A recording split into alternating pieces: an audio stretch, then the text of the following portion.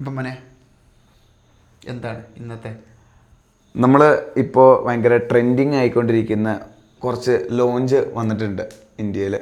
പ്രത്യേകിച്ച് ഹോണ്ടയുടെ ഇതാണ്. ഹോണ്ടക്കാർ പ്രതീക്ഷിക്കാണ്ട് ഒരു 10 ബൈക്കാണ്, 10-നടുത്തങ്ങാണ്ട് ബൈക്ക് കഴിഞ്ഞ ദിവസം ലോഞ്ച് ചെയ്തിട്ടുണ്ട്. 10 ഉണ്ടോ? 10 ബൈക്കാണ് ഇന്ത്യയിലേക്ക്. 10 ബൈക്കിനടുത്തുണ്ട് ഇന്ത്യയിൽ മൊത്തം ലോഞ്ച് ചെയ്യുന്നത്. 2 കൊല്ലത്തിനുള്ളിൽ ലോഞ്ച് ചെയ്യാനുള്ള പ്ലാനിലാണ്. അപ്പോൾ 10 ബൈക്കിൽ എന്നെ ആകർഷിച്ച 2 ബൈക്കുണ്ട്. അത് രണ്ടും ഒന്ന് ഹോണ്ട XR300L അതേപോലെ ഹോണ്ട XR300 റാലി. പേര് കേൾക്കുമ്പോൾ തന്നെ മനസ്സിലായിട്ടുണ്ടാവും. റാലി എന്ന് കേൾക്കുമ്പോൾ തന്നെ അഡ്വഞ്ചർ ബൈക്കാണ് ഹോണ്ടക്കാര്. അതാണ് മറ്റേ ചുമന്ന വണ്ടി റാലി, ചുമപ്പും നീലയും. എന്താ കുഴപ്പമെന്നറിയോ, അവർ സ്റ്റേജിൽ വെച്ച ചുമന്ന വണ്ടി എന്ന് പറയുന്ന വണ്ടിയാണ്. പക്ഷെ ഡിസ്പ്ലേക്ക് മറ്റേ പുറത്ത് വെച്ച വണ്ടി ചുമപ്പ് റാലിയാണ്. അതുകൊണ്ട് ചിത്രം നോക്കാണ്ട് മനസ്സിലായി. അതിൽ തന്നെ എല്ലും റാലിയുണ്ട്. അതെ, റാലി എല്ലെന്നാണോ അതോ? അല്ലല്ല, എല്ലെന്ന് പറഞ്ഞിട്ട് എന്താ സംഭവം? എല്ലിന്റെ ഫുൾ ഫോം എന്താന്ന് ആലോചിക്കേണ്ടി വരും. അതെനിക്ക് കൃത്യം അറിയത്തില്ല. പക്ഷെ നമുക്ക് അത് സാധനം വ്യത്യാസം എന്താന്നുള്ളത് കൃത്യം അറിയാൻ പറ്റും. അത് പൊന്ന 2 വണ്ടിയുടെ ചിത്രം കണ്ടിട്ടുണ്ടോ? ഇല്ലെങ്കിൽ കാരണം എന്താന്ന് പറഞ്ഞു കഴിഞ്ഞാൽ ആ 2 വണ്ടീനെ ഒന്ന് അതിന്റെ എന്തെങ്കിലും വീഡിയോ കണ്ടാലും മതി. കാണുമ്പോ തന്നെ പൊന്നൻ എന്തേലും മൈൻഡിൽ കയറി വരുന്നുണ്ടോ എന്ന് എനിക്ക് പറഞ്ഞു തരണം. അല്ല, ഈ സംഭവം ഇത് അറിയാണ്ട് ഞാൻ കണ്ടപ്പോൾ എനിക്ക് ആദ്യം തോന്നി ഇതിനെ എക്സ്പൾസിൻ്റെ തോന്നി. എക്സ്പൾസിന്റെ എവിടേക്കോ ഒരു സാമ്യം തോന്നി. റാലി എന്ന് പറഞ്ഞ മോഡൽ അതാണ്, ഏതാന്ന് എനിക്കറിയില്ല. വലിയ ബൈക്കിനല്ലേ? എനിക്ക് അതിന് ആദ്യം അത് സൈഡിൽ മുന്നിൽ നിന്നല്ല കേട്ടോ, സൈഡിൽ നിന്ന് നോക്കുമ്പോൾ ആദ്യം കണ്ട അതിൻ്റെ കളർ സ്കീമും അതെല്ലാം കണ്ടപ്പോൾ എനിക്ക് ഇതുപോലെ തോന്നി. ഒരു മിനിറ്റ് ഞാൻ നോക്കട്ടെ, എന്താണ് ഹോണ്ട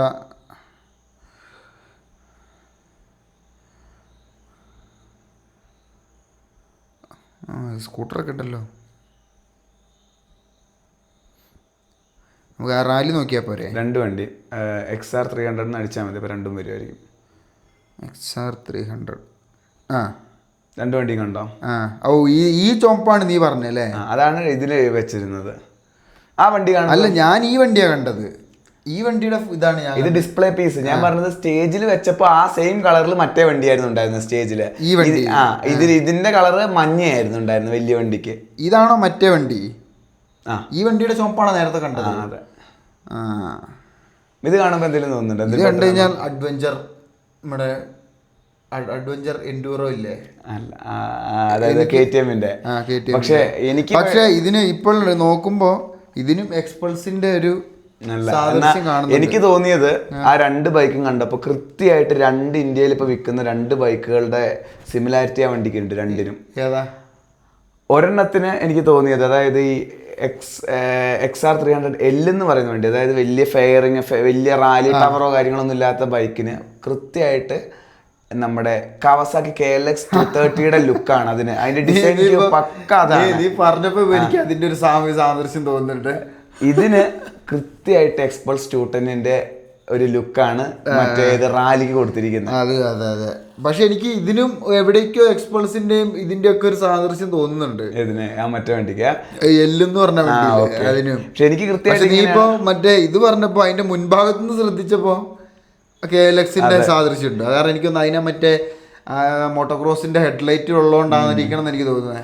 എന്താണെങ്കിലും എനിക്ക് പേഴ്സണലി തോന്നിയത് അത് രണ്ടുമാണ്. അപ്പം അവർ കൃത്യമായിട്ട് ഏത് കോമ്പറ്റീഷനാണ് ടാർഗറ്റ് ചെയ്തിരിക്കുന്നത് എന്നുള്ളത് കൃത്യം നമുക്ക് മനസ്സിലാക്കാൻ പറ്റും. ഹോണ്ടയുടെ കാര്യം ഇത് പണ്ട് തൊട്ടേ ഇവരിങ്ങനെയാണ്, കുറേ കാര്യങ്ങളിൽ ഇങ്ങനെയാണ്. ഇപ്പം മാർക്കറ്റ് ലീഡേഴ്സ് ആരാണോ അവരിൽ നിന്ന് ഇൻസ്പയർ ചെയ്തിട്ട് വണ്ടികൾ ഇതാക്കുക. പക്ഷെ ഈ XR എന്ന് പറഞ്ഞ വണ്ടി പണ്ട് തൊട്ടേ ഉള്ളതാണ്.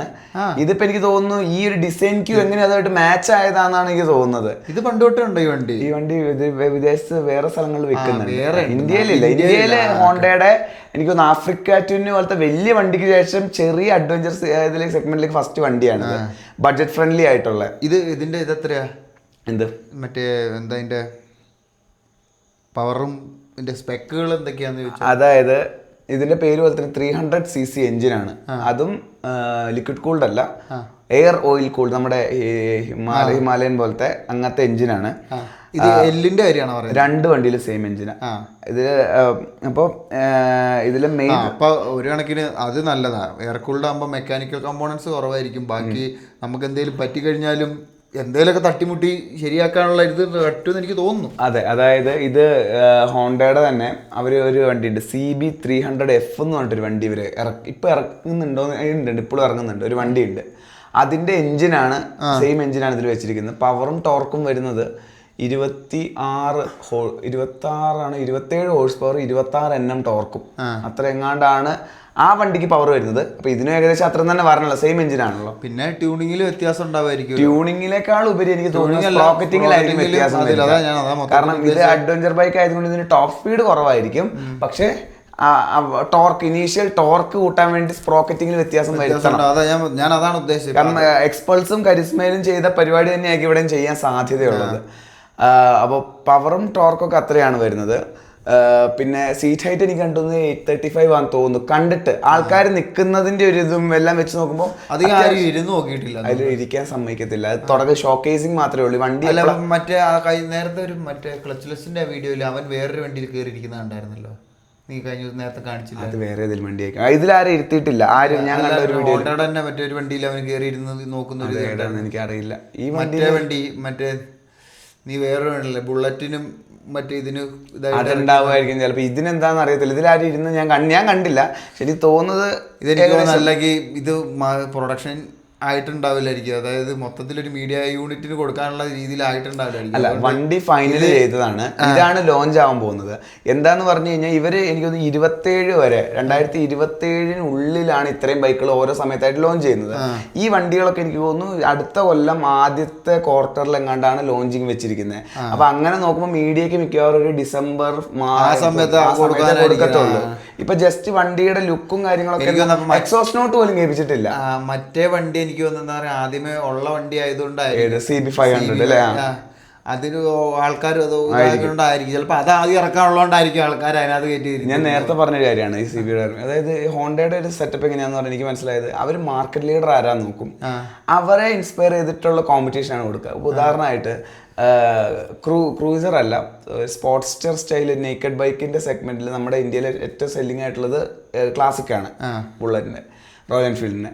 ഇവര് നേരെ അതിനെ കോമ്പറ്റീഷൻ ആയിട്ട് ഇറക്കിയത് ഹൈനസ് ആണ്, അല്ലെങ്കിൽ CB300 എന്നല്ല, CB300 എന്നല്ല, CB300 എന്ന് പറഞ്ഞ വണ്ടിയാണ്. അതിന്റെ ലുക്ക് നമ്മൾ നോക്കി കഴിഞ്ഞാൽ ഏകദേശം ഇതിന്റെ അതേ സിമിലാരിറ്റി ആണ്. എൻജിൻ സ്പെക്ക് നോക്കിയാൽ അതിനും 350cc ആണ്. സെയിം എക്സോസ്റ്റ് നോട്ടാ, തമ്പി ആയിട്ടുള്ള എക്സോസ്റ്റ് നോട്ടാണ്, പക്ഷേ കുറച്ചുകൂടെ റിഫൈനുമാണ്, ബുള്ളറ്റ് പ്രൂഫും ആണ്. അതാണ് അതിന്റെ ഇത് വരുന്നത്. ഇവരുടെ ആ സാധനം കൊടുക്കുന്നത്. അതേപോലെ ഒരു സമയത്ത് ഒരു സംഭവം സ്പെക്ക് ലീക്ക് ആയിരുന്നു. ഇവരെ ഇറക്കാൻ പോകുന്ന ആദ്യത്തെ അഡ്വഞ്ചർ ബൈക്ക് അതിന്റെ ലുക്ക് എന്ന് പറഞ്ഞിട്ട് അത് കണ്ടു കഴിഞ്ഞാൽ പക്ക 411 അതേ ഡിസൈൻ ക്യൂ, അതേ ഇത് സെയിം ലുക്കില്. പക്ഷെ എന്തോ ഇതിൽ അവർ അതെനിക്ക് ഒന്ന് സ്ക്രാപ്പ് ചെയ്തിട്ട് അവർ നേരെ ഈ വണ്ടി ഇറക്കാണ് ചെയ്തത്. ഇത് XR ഇത് CRF അല്ല. ഞാൻ ആദ്യം CRF 300 എന്ന് പറഞ്ഞ വണ്ടിയാണ്. CRF എന്ന് പറഞ്ഞു കഴിഞ്ഞാൽ അവരുടെ കോമ്പറ്റീഷൻ റേസിംഗ് ഡിവിഷനിൽ വരുന്ന വണ്ടികളാണ് CRFകൾ വരുന്നത്. ഇത് XR ആണ്. XR എന്ന് പറഞ്ഞാൽ എക്സ്ട്രീം റോഡിങ്ങോ റോഡിന് എന്തോ ആണ് അതിന്റെ ഫുൾ ഫോം വരുന്നത്. അതായത് ഓഫ് റോഡിങ് അല്ലെങ്കിൽ അങ്ങനത്തെ ഇതായിട്ട് എക്സ്പ്ലോറേഷൻ അങ്ങനെ വല്ലതും ആണോ? എക്സ്പ്ലോർ അങ്ങനെ ഞാൻ നോക്കിയപ്പോൾ കണ്ടത് എക്സ്ട്രീം റോഡ് എങ്ങാണ്ടാണ് കണ്ടത്. അല്ലെങ്കിൽ എക്സ്പ്ലോറിംഗ് ആയിരിക്കും, എന്താണല്ലോ അതാണ് ഉദ്ദേശിക്കുന്നത്. ഓഫ് റോഡിങ് ആണ് അവർ ഉദ്ദേശിച്ചിരിക്കുന്നത്. പിന്നെ നമ്മൾ ഇതിന്റെ രണ്ടും ഓഫ് റോഡിനാണോ? അതെ അതെ, രണ്ടും ഓഫ് റോഡിങ്ങിന്. ഒരെണ്ണം കുറച്ചും കൂടി ടൂറിംഗ് ഫ്രണ്ട്ലി ആക്കിയിട്ട് ഇറക്കി. റാലി ടവർ വരുന്ന സാധനം, റാലി അത് ഊഹിക്കാലോ നമുക്ക്. രണ്ടെണ്ണത്തില് മറ്റേതാണ് ചെറിയ ബൈക്ക്, മറ്റേതിനാണ് വെയിറ്റും കുറവ്. അപ്പോൾ കുറച്ചും കൂടി ഓഫ് റോഡിങ് ഫ്രണ്ട്ലി ആയിട്ടുള്ള മറ്റേ ബൈക്ക് തന്നെയാണ്. ഇതുകൊണ്ട് പറ്റില്ല എന്നല്ല, ഞാൻ കുറെ വീഡിയോ ഉണ്ട് ഇതിന്റെ തന്നെ. CRF അല്ല XR 300 R അങ്ങനെ എന്തൊരു ബൈക്ക് ഉണ്ട്, ലിക്വിഡ് കൂൾഡ് എഞ്ചിൻ വെച്ചിട്ടുള്ള. അത് ഇവിടെ ഇറങ്ങുന്നില്ല. അതൊക്കെ വെച്ച് ഓരോരുത്തന്മാർ ചാടിക്കുന്ന കാണണം, എടുത്ത് ചാടിക്കുന്ന വണ്ടിയൊക്കെ. അപ്പോൾ കേപ്പബിൾ ആയിട്ടുള്ള വണ്ടിയാണ്. ഏറ്റവും വലിയ ഹൈലൈറ്റ് എന്ന് പറഞ്ഞാൽ അത്രയും വലിപ്പം ഉണ്ടെങ്കിലും വണ്ടിക്ക് ഏകദേശം 150 കിലോ എങ്ങാണ്ടേ ഭാരമുള്ളൂ എന്നാണ് പറയുന്നത്. അപ്പൊ ചുരുക്കി പറഞ്ഞാൽ ലൈറ്റ് വെയിറ്റും കൂടിയാ. ഈ 26 ഹോഴ്സ് പവർ ഉണ്ടെന്നാലും വണ്ടി ലൈറ്റ് വെയിറ്റും ആണ്. അപ്പൊ ഭയങ്കര നല്ല ഇതായിരിക്കും വണ്ടി ട്രെയിലൊക്കെ ഓടിക്കാൻ. ഓഫ് റോഡ് കളിക്കുന്നവർക്ക് പുതിയൊരു വണ്ടി കൂടി ആയി. അതെ. പിന്നെ ഇവര് സംഭവം വേറെ ഇതിലൊന്നും ഒരു കുറവ് വരുത്തിയിട്ടില്ല എൻ്റെ ഒരു അഭിപ്രായത്തിൽ. കാരണം സസ്പെൻഷൻ സെറ്റപ്പ് ഇതിപ്പോൾ ഓഫ് റോഡിങ് നോക്കുമ്പോൾ മെയിൻ വേണ്ടത് നല്ല ഷാസി ഡൈനാമിക്സ്, അതേപോലെ സസ്പെൻഷനുമാണ്. അതിൽ നോക്കുമ്പോൾ ഇവര് ഒരു വീഡിയോയിൽ മാത്രമേ ഞാൻ കേട്ടുള്ളൂ സസ്പെൻഷൻ ഏതാ ബ്രാൻഡ് എന്നുള്ള. ഷോവേഡയാണ് കൊടുത്തിരിക്കുന്നത്. അത് ഫ്രണ്ടും ബാക്കും ആണോ? അതോ ഫ്രണ്ടും ബാക്കും ആയിരിക്കും. ഒരെണ്ണം മാത്രമായിട്ട് എന്തായാലും കൊടുക്കൂല്ലോ, കാരണം അവർ മൊത്തം ഇതായിട്ടായിരിക്കും സെറ്റ് ചെയ്യുന്നത്. ഇപ്പോൾ ഷോവയുടെ സസ്പെൻഷനാണ് ഹിമാലയൻ 450 ഇരിക്കുന്നത്. അത് സത്യം പറഞ്ഞാൽ ഇന്ത്യയിൽ തന്നെ ഉള്ള നോൺ അഡ്ജസ്റ്റബിളിൽ ഏറ്റവും ബെസ്റ്റ് സെറ്റിങ്സ് വെച്ചിരിക്കുന്ന സസ്പെൻഷനാണ് 450 അപ്പോൾ അവർ ആ സെയിം ബ്രാൻഡിന് തന്നെ സസ്പെൻഷനാണ് ഈ വണ്ടിയിൽ വരുന്നത്. രണ്ടെണ്ണത്തിലും വ്യത്യാസം ഉണ്ടെന്ന് എനിക്ക് തോന്നുന്നില്ല. സെയിം സെറ്റപ്പ് തന്നെയാണ്. നല്ല ലോങ് ട്രാവൽ. വ്യത്യാസം എന്താന്ന് പറഞ്ഞാൽ ഈ വണ്ടിയുടെ വെയിറ്റും ഇതിനനുസരിച്ച് സ്റ്റോപ്പിംഗ് പവർ, പിന്നെ അതിന്റെ ബോഡിയുടെ ഷേപ്സ് അനുസരിച്ച് ഡൈനാമിക്സ് മാറും. അതെ, അത്രേ ഉള്ളൂ. അതിനനുസരിച്ചുള്ള ഇതിൽ വ്യത്യാസം ഉണ്ടാവായിരിക്കും, സാധനങ്ങൾക്ക് വ്യത്യാസം ഉണ്ടാവില്ല, സ്പ്രിങ്ങിന്റെ കോയിലിങ്ങിനും. അതെ, അതിന്റെ ഉള്ളിൽ. പക്ഷെ എനിക്ക് സസ്പെൻഷനിൽ ഒരു മാറ്റം ഉണ്ടെന്ന് എനിക്ക് തോന്നുന്നില്ല. കാരണം എന്താണെന്നറിയോ, ഈ നമ്മുടെ KTMന്റെ തന്നെ അഡ്വഞ്ചർ 390R എന്ന് പറഞ്ഞിട്ടൊരു വണ്ടിയുണ്ട്. അതാണ് എൻ്റെ ഒരു അഭിപ്രായത്തിൽ അവരുടെ ലൈനപ്പിൽ ഏറ്റവും ബെസ്റ്റ് വണ്ടി. എൻഡ്യൂറോ 390 അല്ല, എൻഡ്യൂറോ R കഴിഞ്ഞിട്ട് എനിക്ക് ഏറ്റവും ഇഷ്ടം KTMൽ ഇപ്പോൾ ഉള്ള എൻഡ്യൂറോ R ആണ് ഏറ്റവും ഇഷ്ടമുള്ള ബൈക്ക്. കാരണം ഓഫ് റോഡിങ് ഇഷ്ടമുള്ളതുകൊണ്ട് അതാണ് അവരുടെ ഇപ്പൊ ലൈനപ്പിലുള്ള ഏറ്റവും നല്ല വണ്ടി. ഡ്യുവൽ മോട്ടോ ആണല്ലോ അതില്. അതെ, ഡ്യുവൽ പർപ്പസ്. ഡ്യുവൽ മോട്ടോ അല്ല, ഡ്യുവൽ സ്പോട്ട്. അത് തന്നെ. Off road. അത് എൻഡ്യൂറോ ഇന്ത്യൻ സ്പെക്ക് അല്ല, ഗ്ലോബൽ സ്പെക്ക് വണ്ടി. 230 mm ഫ്രണ്ടും ബാക്കും ഇന്ത്യയിൽ വിൽക്കുന്നുണ്ട്. 10,000 രൂപയുടെ അത് അവർ കൊണ്ടുവന്നു. ഇന്ത്യയുടെ ഡിമാൻഡ് വെച്ചിട്ട് ഇന്ത്യയിൽ കൊണ്ടുവന്നു. അപ്പൊ ആ സെയിം സസ്പെൻഷനില് കുറച്ച് അഡ്വഞ്ചർ എസിന്റെ ടെക്നോളജി കുറച്ചിട്ടുള്ള ഓഫ് റോഡിങ്ങിന് വേണ്ടിയുള്ള ബൈക്കാണ് ഏത് അഡ്വഞ്ചർ R എന്ന് പറയുന്നത്. രണ്ടും സെയിം സസ്പെൻഷൻ സെറ്റപ്പിൽ സെയിം എഞ്ചിനിലാണ് വരുന്നത്, പക്ഷെ ബോഡി വ്യത്യാസമുണ്ട്. അതനുസരിച്ച് വണ്ടിയുടെ എക്സ്പീരിയൻസ് മാറും. അപ്പൊ ഇതിന്റെ ഈ എൻഡൂറോയുടെ ഇതിന് വ്യത്യാസമുണ്ട്, ഷാസിക്ക് മറ്റേനെ വെച്ച് വ്യത്യാസമുണ്ടോ? അത് ഇതിന് ട്രെയിലസ് ഫ്രെയിം ആണല്ലോ, അതായത് ഫ്രണ്ടിലത്തെ ഒരു പീസ് സെയിം ആണ്, ബാക്കിലത്തെ പീസാണ് മാറ്റിയത് ഇതിന്റെ നീളം കൂട്ടാനും കുറയ്ക്കാനൊക്കെ വേണ്ടി ബോഡിയുടെ. ഇത് രണ്ട് പീസ് അറ്റാച്ച് ചെയ്യാണല്ലോ ഫ്രെയിമിലേക്ക്. മെയിൻ ഷാസി എഞ്ചിനിൽ പിടിപ്പിച്ചിരിക്കുന്നത്, അത് രണ്ടിനും സെയിമാണ്. മറ്റേ സൈഡ് എനിക്ക് തോന്നുന്നു എൻഡ്യൂറോയ്ക്ക് വീൽ ബേസ് കുറവാന്ന് തോന്നുന്നു, മറ്റേതിന് വീൽ ബേസ് കൂടുതലാണ് അഡ്വഞ്ചറിന്. അപ്പൊ സസ്പെൻഷൻ കുറച്ചുകൂടെ പൊങ്ങാൻ സാധ്യത ഉണ്ടല്ലേ? സസ്പെൻഷൻ രണ്ടും സെയിം ഒരേ വരുന്നില്ല, ഗ്രൗണ്ട് ക്ലിയറൻസ് ഒക്കെ ഒരേ ട്യൂണിംഗ് ഒന്നും വ്യത്യാസമല്ലേ? ഒന്നുമില്ല, സെയിം സസ്പെൻഷനാണ്. മറ്റേത് ഇപ്പൊ കുറച്ചും കൂടെ റോട്ടിൽ കൂടെ ഓടിക്കാനുള്ള സെറ്റപ്പിന് അതായിരിക്കും. വീൽ ബേസ് കൂട്ടിയിട്ട് കുറച്ചുകൂടെ സ്റ്റേബിൾ ആയിട്ട്. അതുമല്ല മറ്റേ ഫ്യൂൽ ടാങ്ക് 13 ലിറ്റർ എങ്ങാണ്ടുണ്ടല്ലോ, 15 ലിറ്റർ ഉണ്ട്. ഇതിന് 8 ലിറ്റർ അല്ലേ ഉള്ളൂ, 8-9 ഉള്ളൂ. പക്ഷെ സംഭവം എനിക്കൊന്ന് അത് നല്ലൊരു വണ്ടിയായിരിക്കും എൻ്റെ ഒരു അഭിപ്രായത്തിൽ. എനിക്ക് തോന്നുന്നു അവരിപ്പോ ഇറക്കുന്നതിൽ ഇനിയിപ്പോ അതിന്റെ SMCR എന്ന് പറഞ്ഞിട്ട് സൂപ്പർ മോട്ടോ സാധനം ഇറക്കും. അതായത് ഫ്രണ്ടില് 18 ഇഞ്ചിന്റെ 21 മാറ്റിട്ട് 18 ഇഞ്ചിന്റെ ആക്കിയിട്ട് ഫുൾ മറ്റേ ഇതാണോ റോട്ടിൽ ഓടിക്കാൻ പറ്റാത്ത സാധനമാണോ? ഇല്ല, ഇത് റോട്ടിൽ ഓടിക്കാം. സൂപ്പർ മോട്ടോ ആയിരിക്കും, അതായത് ഫ്രണ്ടിലും ബാക്കിലും റോഡ് ടയർ ആയിരിക്കും, അതും ചെറിയ റിമ്മില്. ഓഫ് റോഡിങ് ആയിരിക്കില്ല അത്.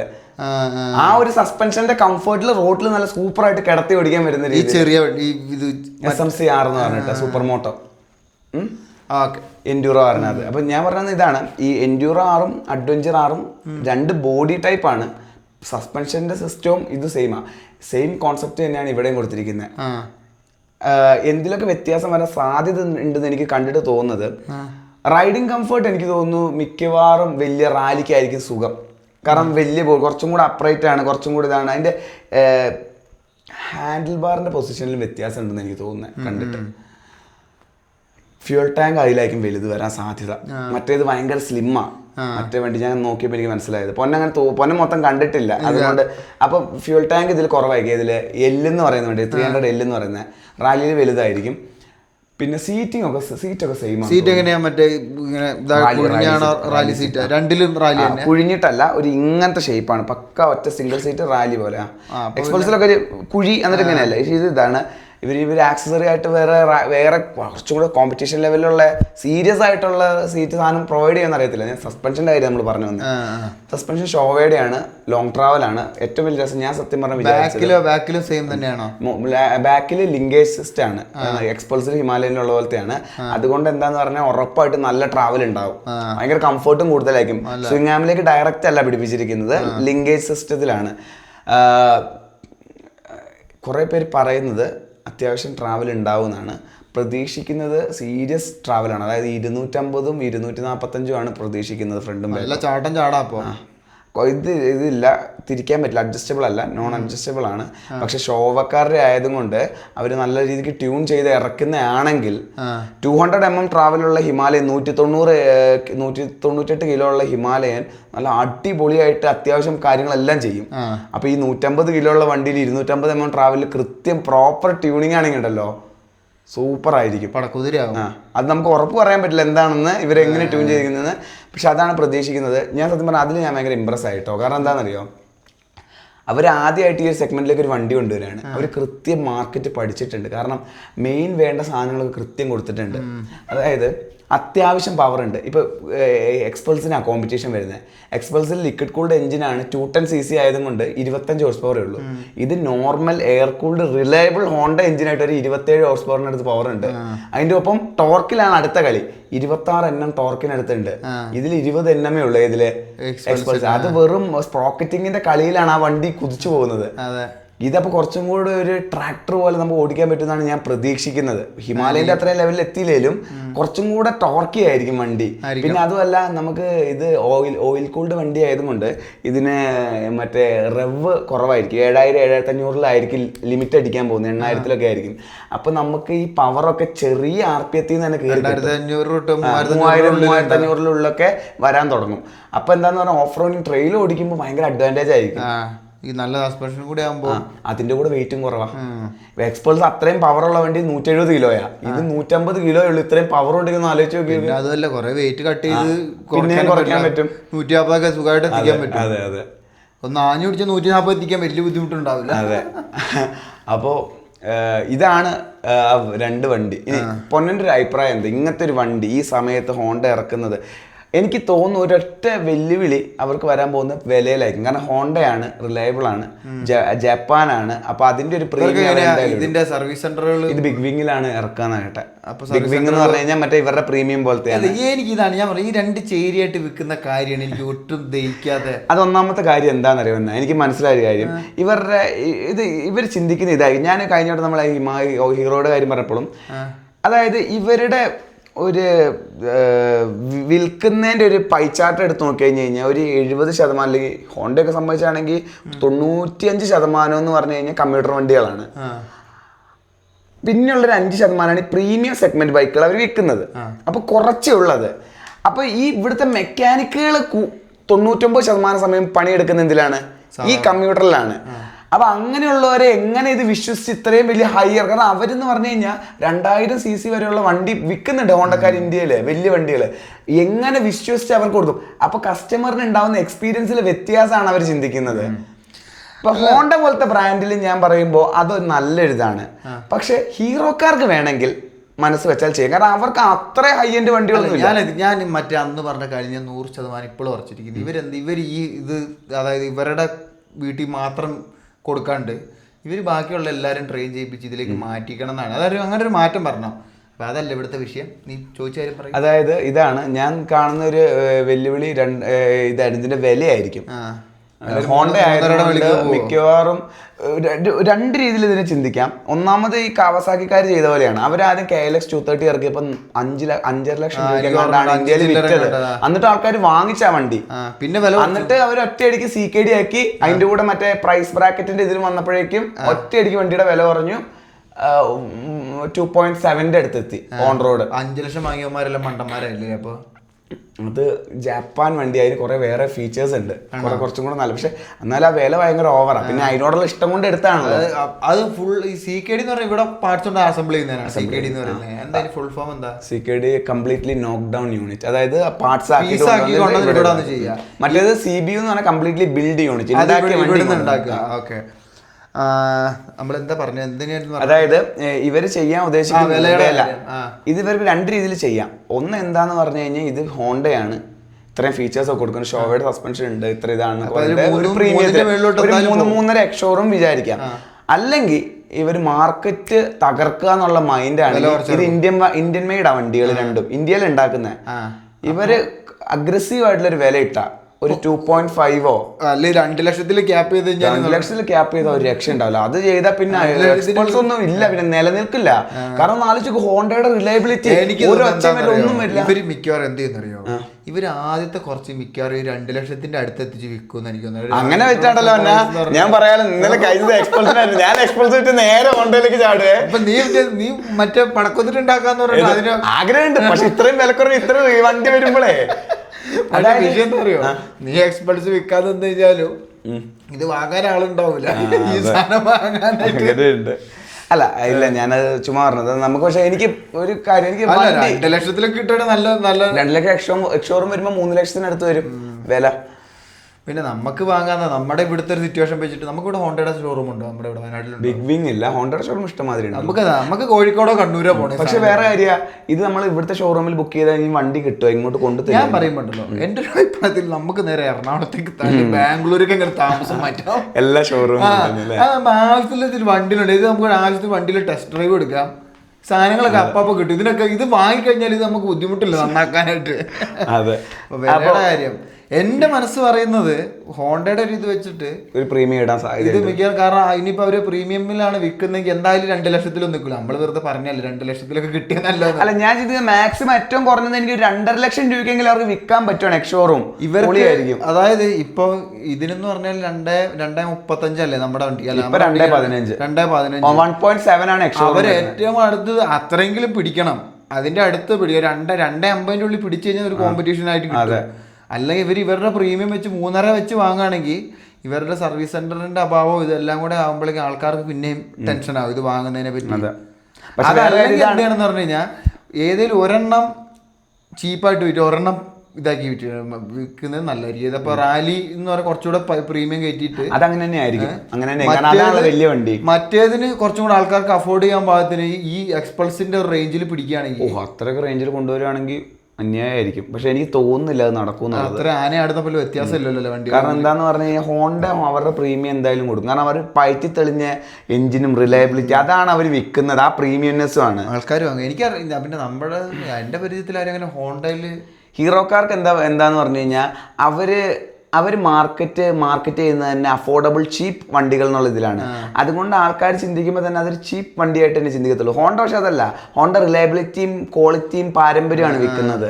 അപ്പോൾ എന്താണ് ആ പ്രീമിയം അവരെന്തായാലും അതിൽ ഇടും. അത് ഇടാണ്ട് അവർ പിടിച്ച അവർ മാർക്കറ്റ് പറയാനുണ്ടോ? കാരണം എന്താ പറഞ്ഞാൽ ഹോണ്ട റിലയബിലിറ്റി പ്രീമിയം അത് മതി ആൾക്കാർക്ക്. അത് വാങ്ങാൻ ആൾക്കാർ ഈ വിലയ്ക്ക് തന്നെ 3.5 ലക്ഷത്തിന് വാങ്ങിച്ചാൽ തന്നെ ആൾക്കാർ വാങ്ങും. അതാണ് ഇതെന്താന്ന് പറഞ്ഞാൽ ഇതിന്റെ ഒരു ഗുണം എന്താന്ന് പറഞ്ഞാൽ ഇതിപ്പോ 3.5 ലക്ഷം എന്ന് പറഞ്ഞാൽ ഇത് മറ്റേന്റെ ഇതിന്റെ ഇടയിലാണ്. എക്സ്പൾസിന്റെ മറ്റേ വലിയ ബിഗ് CC ഇതാണ് 450 cc ഇടയിലാണ് ഈ സാധനം ഇരിക്കുന്നത്, പ്ലേസ് ചെയ്തിരിക്കുന്നത്. ഇതിന്റെ നടുവിലാ വരിക. കാരണം ഇത് 300 cc ആന്നല്ലേ പറഞ്ഞേ. അതൊന്നും ഇതിന്റെ കപ്പാസിറ്റി വെച്ചിട്ട് എഞ്ചിന്റെ പവർ അവിടെ ഇല്ല ഇവിടെ ഇല്ലാത്ത. അതായത് കുറച്ച് ഓടിച്ച് ശീലമുള്ളവർക്കും എന്നാൽ എക്സ്പീരിയൻസ്ഡ് ആയിട്ടുള്ള ആൾക്കാർക്കും അഫോർഡ് ചെയ്ത് വാങ്ങാൻ പറ്റുന്ന രീതിയിലാണ് ഒരു സാധനത്തെ കൊണ്ട് വെച്ചിരിക്കുന്നത്. അപ്പോൾ ആ കണക്കിന് നോക്കുമ്പോൾ ഒരു 3.5 എന്ന് പറഞ്ഞാൽ മാർക്കറ്റ് പ്രൈസ് ബാക്കി വെച്ച് നോക്കുമ്പോൾ നല്ലൊരു സ്ഥലത്താണ് ഇരിക്കുന്നത്. 3.5 കൊടുക്കുകയാണെങ്കിൽ 3.5 അവർ എത്തിക്കാൻ പറ്റുകയാണ്. അതല്ല ഈ പറഞ്ഞ പോലെ 2.5 എത്തിക്കാൻ പറ്റുകയാണെങ്കിൽ 3 താഴേക്ക് കൊണ്ടുവരാൻ പറ്റിക്കഴിഞ്ഞാൽ അത് വല്ലാത്തൊരു ഓളം തന്നെ ചുറ്റും. കാരണം എന്താന്ന് പറഞ്ഞാൽ അത്രയും 400 cc പോവാൻ വേണ്ട. നമ്മുടെ ഈ ഏറ്റവും കിട്ടുന്ന ഇതിനേക്കാളും ഇത്രയും കുഴപ്പങ്ങൾ ആൾക്കാർ പറഞ്ഞു കേൾക്കുന്ന വണ്ടിയൊക്കെ കുറച്ചും കൂടെ വിശ്വസിച്ച് വാങ്ങാൻ പറ്റുന്ന ഒരു ബ്രാൻഡിന്റെ വണ്ടി എന്ന് പറഞ്ഞാൽ വാങ്ങാനും പറ്റും. അപ്പൊ അങ്ങനെ പറ്റിക്കഴിഞ്ഞാൽ ഹീറോക്കാർക്ക് മാത്രമായിരിക്കില്ല അത് അങ്ങനെ അത് മാർക്കറ്റ് ഇത് തകർത്ത് കളയും. കാരണം എന്താന്ന് പറഞ്ഞു കഴിഞ്ഞാൽ ഈ മാർക്കറ്റ് ഇപ്പൊ ഭരിക്കുന്നത് ഹിമാലയനും ഈ എക്സ്പൾസും ആണ് ഭരിച്ചുകൊണ്ടിരിക്കുന്നത്. അതിന്റെ താഴെ ഇതിന്റെ ബ്രെഡിന്റെ ചെറിയ തരികൾ മാത്രമാണ് TVSകാരും KTMകാരൊക്കെ തിന്നുകൊണ്ടിരിക്കുന്നത്. ഈ ഹോണ്ട ആ വിലയിൽ കൊണ്ടുവന്നു കഴിഞ്ഞാൽ ഹിമാലയനൊന്നും പറ്റില്ല. ഹിമാലയൻ ആ ലെവലിൽ തന്നെ നിൽക്കും. ഈ എക്സ്പൾസ് അങ്ങ് നിൽക്കും. ഇതിന്റെ സെയിൽസ് അങ്ങ് കുറയും. കാരണം ആൾക്കാർ ചിന്തിക്കുന്നതെന്ന് പറഞ്ഞു കഴിഞ്ഞാൽ ഇതിന് നോക്കുമ്പോ കുറച്ചും കൂടെ ഫീച്ചേഴ്സ് കൂടുതലാ ഹോണ്ടയാ, പിന്നെ വില കുറച്ചല്ലേ വ്യത്യാസമുള്ളൂ. ഞാൻ എന്തായാലും ലോൺ ഇടുക, 1,000 രൂപ കൂടെ എക്സ്ട്രാ മാസം അടച്ചപ്പോൾ ഇത്രയും നല്ല വണ്ടി കിട്ടുകയാണെങ്കിൽ അതിലേക്ക് പോകും. കാരണം ഇപ്പൊ RTXലേക്ക് എക്സ്പൾസിൽ നിന്ന് ആൾക്കാർ എന്തിനു പോകുന്നോ ആ സംഭവം നേരെ RTXും പോകൂല എക്സ്പൾസും പോകില്ല, നടുവിൽ ഹോണ്ടയിലേക്ക് അതിന്റെ കാര്യം വിട്ടു. അപ്പൊ ഇത് വന്ന് അവർക്കും RTXകാർക്കും വിഷയമായി, TVSകാർക്കും പ്രശ്നം. അതെ, അവർക്ക് രണ്ടുപേർക്കും അടിയാവും. ഞാൻ നേരത്തെ എന്താ പറയുമെന്നറിയോ, ചിലപ്പോ ഇതുകൊണ്ടായിരിക്കും ഇപ്പൊ മറ്റേ ഹീറോയുടെ കുറെ വണ്ടികൾ ലീക്ക് ചെയ്തിട്ടുണ്ടല്ലോ. അവരിപ്പോ അതിന്റെ ഷേപ്പും ഇതിന്റെ ഷേപ്പും കൂടെ നോക്കി ഏകദേശം ഒരു ഡക്കാർ റാലി ഒരു സെറ്റപ്പിലായിരിക്കും. നീ ശ്രദ്ധിച്ച് നോക്കിയാൽ ആ ലീക്കായ ഫോട്ടോ ഒക്കെ നോക്കിയാലേ. അപ്പൊ എനിക്ക് തോന്നുന്നു അവരെ അടുത്ത ഇതിനെന്ന് പറഞ്ഞിട്ട് ഇതിനേക്കാൾ കുറച്ചും കൂടെ നല്ലതെന്ന് പറഞ്ഞ രീതിയിൽ മറ്റേ അങ്ങോട്ടേക്ക് മറക്കാനുള്ള പരിപാടിയായിരിക്കും ഹീറോക്കാരുടെ. അതായത് ഇതാണ് ആ വില അങ്ങനെയൊക്കെ ഇട്ട് കഴിഞ്ഞാൽ ഞാൻ പറയാം ആ 2 വണ്ടിയുടെ വില നമുക്കിപ്പോ പറയാനേ പറ്റും. അപ്പൊ എന്താന്നറിയ ഗുണം, അപ്പൊ നമ്മൾ കഴിഞ്ഞ വട്ടം പറഞ്ഞ ഇത് പ്രശ്നത്തിന് പരിഹാരം കാണാൻ തുടങ്ങും. ഏതിന്? അപ്പൊ ഹീറോക്കാരും ടി വി എസ്കാരും തിരിച്ച് അവരുടെ ഇതിലേക്ക് പോകും. എന്തൊക്കെയാണ് നമ്മൾ മാറ്റം വരുത്താൻ ആൾക്കാരെ പിടിച്ചേക്കാൻ. അപ്പൊ ഓരോന്നായിട്ട് ഓരോ ലൂസായ സ്ക്രൂവും ടൈറ്റ് ചെയ്യാൻ തുടങ്ങും. അപ്പൊ നമ്മൾ ഈ പറഞ്ഞ പ്രശ്നങ്ങളൊക്കെ ഓരോന്നായിട്ട് പരിഹരിക്കാൻ തുടങ്ങും. അത് ശരിയാ. അങ്ങനത്തെ മത്സരങ്ങൾ ഉണ്ടെങ്കിലാണ് പുതിയ ആക്റ്റീവ എന്ന് പറഞ്ഞ ഒരു ബ്രാൻഡ് ഉള്ളത് കൊണ്ടാണ് ഇവിടെ ആക്സസും എൻടോർക്കും ഈ സൂമും ഇങ്ങനത്തെ നല്ല നല്ല വണ്ടികൾ ഉണ്ടായത്. ബേസിക് ആയിട്ട് ആക്റ്റീവ എന്ന് പറയുന്ന നല്ല വണ്ടി ആ വിലയിൽ ഉണ്ടായിരുന്നതുകൊണ്ടാണ്. ആക്റ്റീവനെ തോപ്പിക്കാനായിട്ട് ഇതുവരെ ഒരു സാധനം പിന്നെ ഉണ്ടായിട്ടില്ല. ആക്റ്റീവ കണ്ണും കൂട്ടിയല്ലേ ആൾക്കാർ വാങ്ങുന്നേ. അതല്ല, അവരതുകൊണ്ടല്ല അങ്ങനെ അത് ഉണ്ടാക്കി വിൽക്കുന്നത്. പൊന്നാന്ന് ആലോചിക്കുക, ഏത് ബ്രാൻഡായി ആ മറ്റേ എന്താ ഗൈഡർ ഫോർക്കുകളും വെച്ചിട്ട് 5th ജനറേഷൻ വരെ അങ്ങനത്തെ വണ്ടികൾ. ബാക്കിയുള്ള ടീമുകളെല്ലാം മറ്റേ ടെലിസ്കോപ്പിൽ സാധനങ്ങളെല്ലാം കൊണ്ട് അപ്പോഴും വിറ്റുപോയി വണ്ടി. അതാണ് പാരമ്പര്യത്തിനൊരു വല്ലാത്തൊരു ഇതാണ്. അതായത് ആൾക്കാരുടെ മനസ്സിൽ ഇതിന്നുള്ള ആ ഒരു ചിഹ്നം എന്ന് പറയുമ്പോൾ നമ്മളെ അംബാസിഡർ ജീപ്പൊക്കെ ചിഹ്നമായി മാറിയിരിക്കുക, ഒരു തലമുറയുടെ ചിഹ്നമായിട്ട് മാറിയിരിക്കുകയാണ് വണ്ടി ഓടിക്കാൻ പഠിപ്പിച്ചത്. ഇതാണ് കൈനറ്റിക്കിന് ശേഷമാണ് ഈ ആക്റ്റീവയുടെ ഇത് തുടങ്ങിയത്. ആക്റ്റീവ് വന്നപ്പോഴേക്കും ആ കാലഘട്ടത്തിൽ ഇല്ലാത്ത അത്രയും നല്ല 4 സ്ട്രോക്ക് എഞ്ചിൻ, റിഫൈൻഡ് ആയിട്ടുള്ള എഞ്ചിൻ, ഇത്രയും സ്മൂത്ത് ആയിട്ടുള്ള വണ്ടി ആരും എക്സ്പീരിയൻസ് ചെയ്തിട്ടില്ല. ഇത്രയും ക്വാളിറ്റി ഉള്ള വണ്ടി. അതെ, അതൊരു ഇന്നോവ വന്ന പോലെയാണ്. ഓരോരോ വിഭാഗത്തിൽ അതേപോലത്തെ ഒരു ചിഹ്നങ്ങളുണ്ടല്ലോ, ഒരു ഐക്കോണായിട്ട് വന്നത്. അതായത് മാർക്കറ്റ് മാറ്റിമറിച്ച വണ്ടികളുണ്ട്. ഷുമി അത് ഇതിൽ പറയുന്നത് അവര് പ്രത്യേകിച്ച് വലിയ മാറ്റങ്ങളൊന്നും കൊണ്ടുവന്നില്ല. അവർക്ക് അത് ഉണ്ടെന്നുള്ള വിശ്വാസത്തിന്റെ അടുത്ത് അവർ ഇങ്ങനെ ഉണ്ടാക്കി വിട്ടുകൊണ്ടിരിക്കും. അതായത് പറഞ്ഞ അംബാസഡറും പ്രീമിയർ പത്മിനിയും വാഴ്ന്നുകൊണ്ടിരുന്ന മാർക്കറ്റിലേക്ക് ജപ്പാനിൽ നിന്ന് ഒരു കുഞ്ഞു സാധനം ഇറക്കി. ഇവര് പുച്ഛിച്ചു, ഈ ചെറിയ സാധനം എന്ത് തകാനാ, ആ ഒറ്റ വണ്ടി കാരണം 60 കൊല്ലത്തെ പാരമ്പര്യമൊക്കെ ഒറ്റയടിക്ക് പൂട്ടിക്കെട്ടി പോണ്ടി വന്നു. അതാണ് നല്ല സാധനം നല്ല വിലക്ക് ഇറക്കി കഴിഞ്ഞാൽ അത് വാങ്ങാൻ എപ്പോഴും ആൾക്കാരുണ്ട്.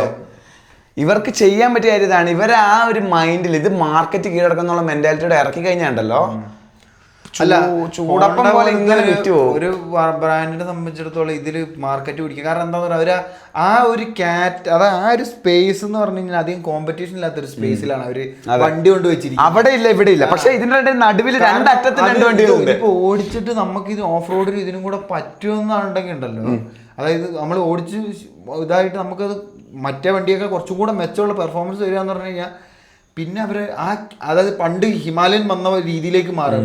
ആ ഒരു സ്പേസിൽ പിന്നെ അവര് മാത്രമേ ഉള്ളൂ. അതെ, ആ സ്പേസിലേക്ക് അവര് മാത്രം വന്നു കഴിഞ്ഞാൽ പിന്നെ അവർക്ക് പേടിക്കേണ്ടതില്ല. പിന്നെ ഒരു 5-6 വർഷത്തേക്ക് പേടിക്കേണ്ടതില്ല. ഇതിന്റെ മറ്റേ വകഭേദങ്ങൾ ഉണ്ടാക്കി വിട്ടാൽ മതി, കളർ മാറ്റി അല്ലെങ്കിൽ എന്തെങ്കിലും ചെറിയ ചെറിയ മാറ്റം എടുത്ത് വിട്ടാൽ. ഹിമാലയങ്ങൾ 5-6 വർഷത്തേക്ക് നോക്കണ്ട. പിന്നെ ഒരു 5-6 വർഷം കഴിയുമ്പോൾ ഒരു 700cc ഒറ്റയടിക്ക് 700ലേക്ക് അങ്ങ് പോയാൽ മതി.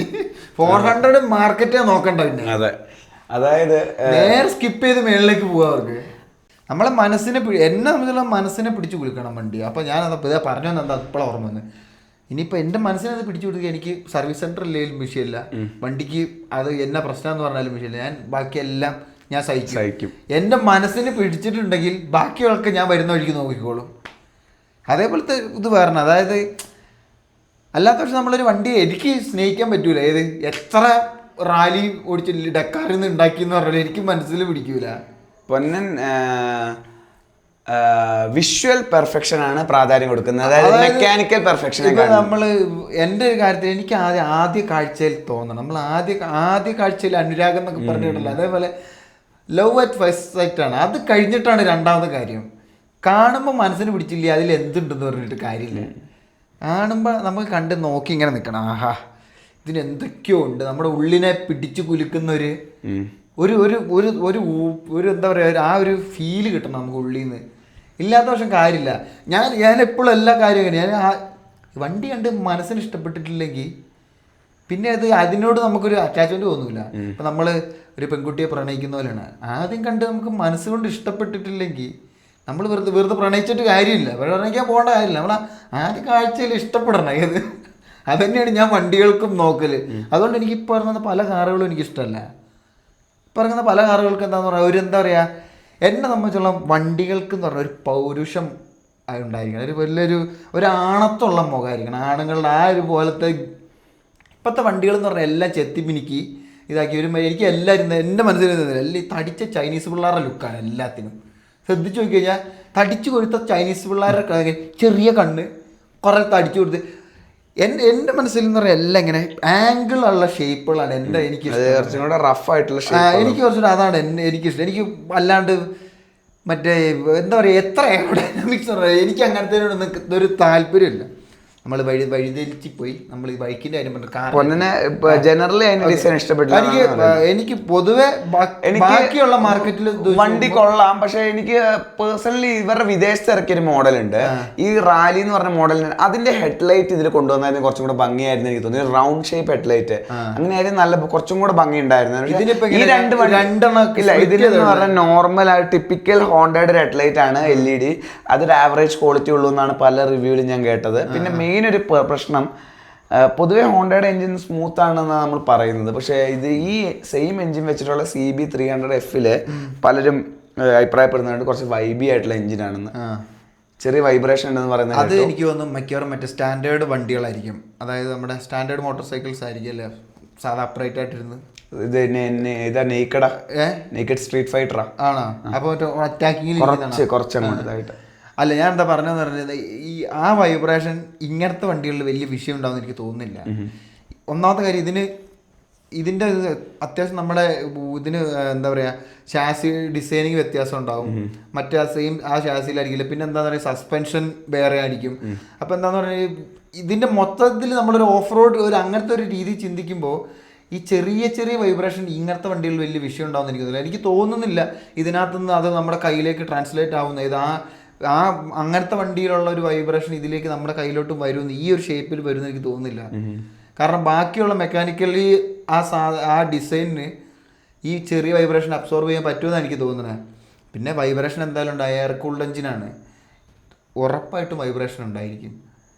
പക്ഷേ ആ പറഞ്ഞൊരു പ്രശ്നം ഇതിന് ഈ വണ്ടിക്ക് ഒരു പ്രശ്നമായിട്ട് എനിക്ക് തോന്നുന്നില്ല എനിക്ക് തോന്നുന്നത്. കാരണം നമ്മളൊരു അഡ്വഞ്ചർ വണ്ടികൾ ഓടിച്ച ഒരാളെ സംബന്ധിച്ചോളം വൈബ്രേഷൻ എന്ന് പറഞ്ഞാൽ അതിൻ്റെ ഒരു ഭാഗമാണ്.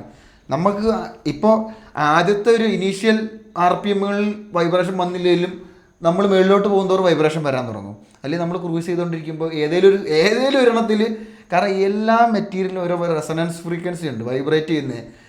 ആ വണ്ടിയുടെ മെറ്റീരിയലുകളും ആ സാധനത്തിനും എല്ലാം കൂടെ കലർത്തുന്ന ഏത് സ്പീഡിൽ ഏത് RPMലാണോ വന്നിരിക്കും.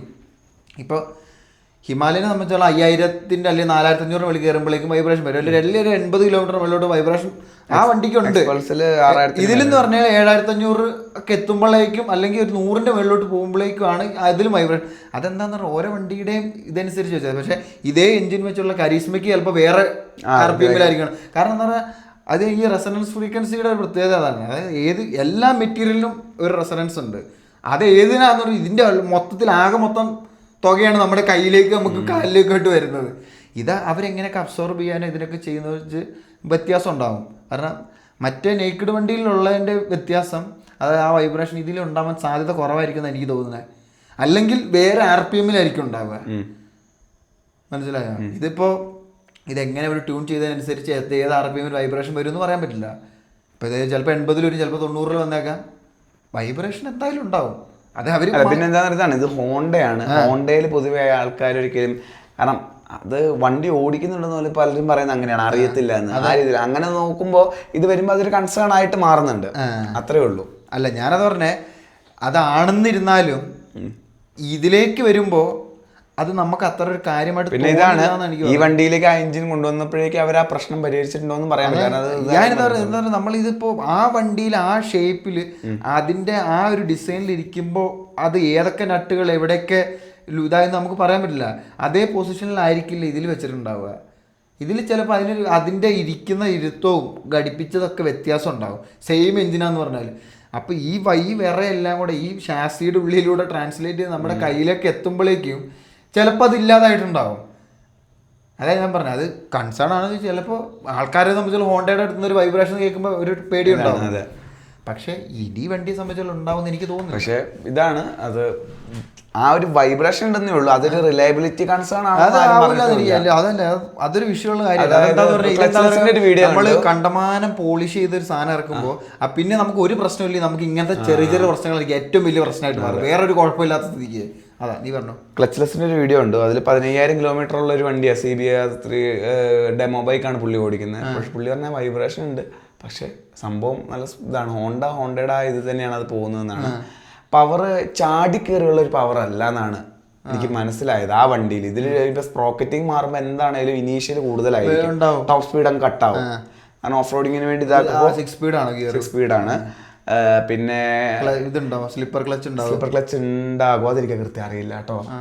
ഉണ്ടാവും, ഇത്രയും പവറുള്ള മറ്റേ വേറെ ഒന്നും ഉണ്ടാവില്ലല്ലോ, ഇലക്ട്രോണിക് സാധനങ്ങളൊന്നും ഉണ്ടാവില്ല. ഇലക്ട്രോണിക്സ് ട്രാക്ഷൻ കൺട്രോളും ABS ഉണ്ടാവുമായിരിക്കും. അല്ല, അത് ബ്രേക്കിംഗിൽ വരുന്നതാണോ? ഞാൻ ചോദിച്ചാൽ മറ്റേ എഞ്ചിൻ നമ്മുടെ ഓട്ടോ ബ്ലിപ്പർ ഇത് കുറച്ച് റോ വണ്ടിയാണ്. അത് ഞാൻ ചോദിച്ചത് ഹോണ്ട അങ്ങനത്തെ ടെക്നോളജി കൊണ്ടുവന്ന് അറിയാൻ വേണ്ടി ചോദിച്ചു. ഇല്ല, അങ്ങനെ സീനൊന്നുമില്ല, അത് ഉണ്ടാവൂല. പിന്നെ 21-18 അപ്പൊ സീരിയസ് ഓഫ് റോഡിങ് ആണ്. കാരണം രണ്ടിലും സെയിം തന്നെയാ, രണ്ടിലും സെയിം ആണ്. 21-18 ബാക്കിൽ വരുന്നത്, 17 അല്ല. അപ്പോൾ കറക്റ്റ് ഓഫ് റോഡിങ് ചെയ്യാൻ വേണ്ടിയാണ് വലിയ ടയർ കൊടുത്തിരിക്കുന്നത്.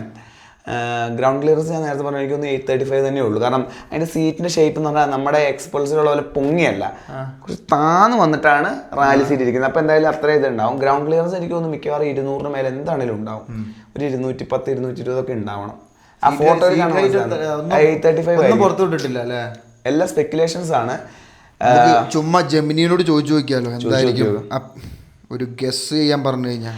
ബാക്ക് സീറ്റ് കംഫർട്ട് എനിക്ക് തോന്നുന്നില്ല ഉണ്ടാവുമെന്ന്. അതിന്റെ സീറ്റ് ഭയങ്കര കട്ടി പറഞ്ഞ ഇങ്ങനത്തെ വണ്ടികളൊന്നും സീരീസ് ഓഫ് റോഡർ ആണ്. ഇങ്ങനത്തെ വണ്ടികളിലൊന്നും ബാക്ക് സീറ്റ് നോക്കണ്ട, ഇതൊക്കെ ചുമ്മാ പേരിന്. അതുകൊണ്ട് തന്നെ അതിൽ ബാക്കിൽ ഗ്രാബ് റെയിൽ ഞാൻ കണ്ടില്ല, ഇല്ലാന്ന് തോന്നുന്നു. അപ്പൊ നമ്മുടെ ഇവിടെ വരുമ്പോ ഇന്ത്യൻ വേരിയന്റിൽ വരുമായിരിക്കും. അല്ല, ഇന്ത്യയിലുള്ള വേർഷനിലാണ് കാണാത്ത. ചിലപ്പോ അല്ല എന്താ ചിലപ്പോൾ ഡിസ്പ്ലേ പീസിൽ കൊടുക്കാത്ത സാധ്യതയുണ്ട്. ഞാൻ ജെമിനിന്റെ കൂടെ ചോദിച്ചു നോക്കട്ടെ എന്തായിരിക്കും, ഒന്ന് ഗസ് ചെയ്യാൻ പറയാം. XR300 ഗസ് ചെയ്യണ്ട, അതിനറിയായിരിക്കും. വാട്ട് വിൽ ബി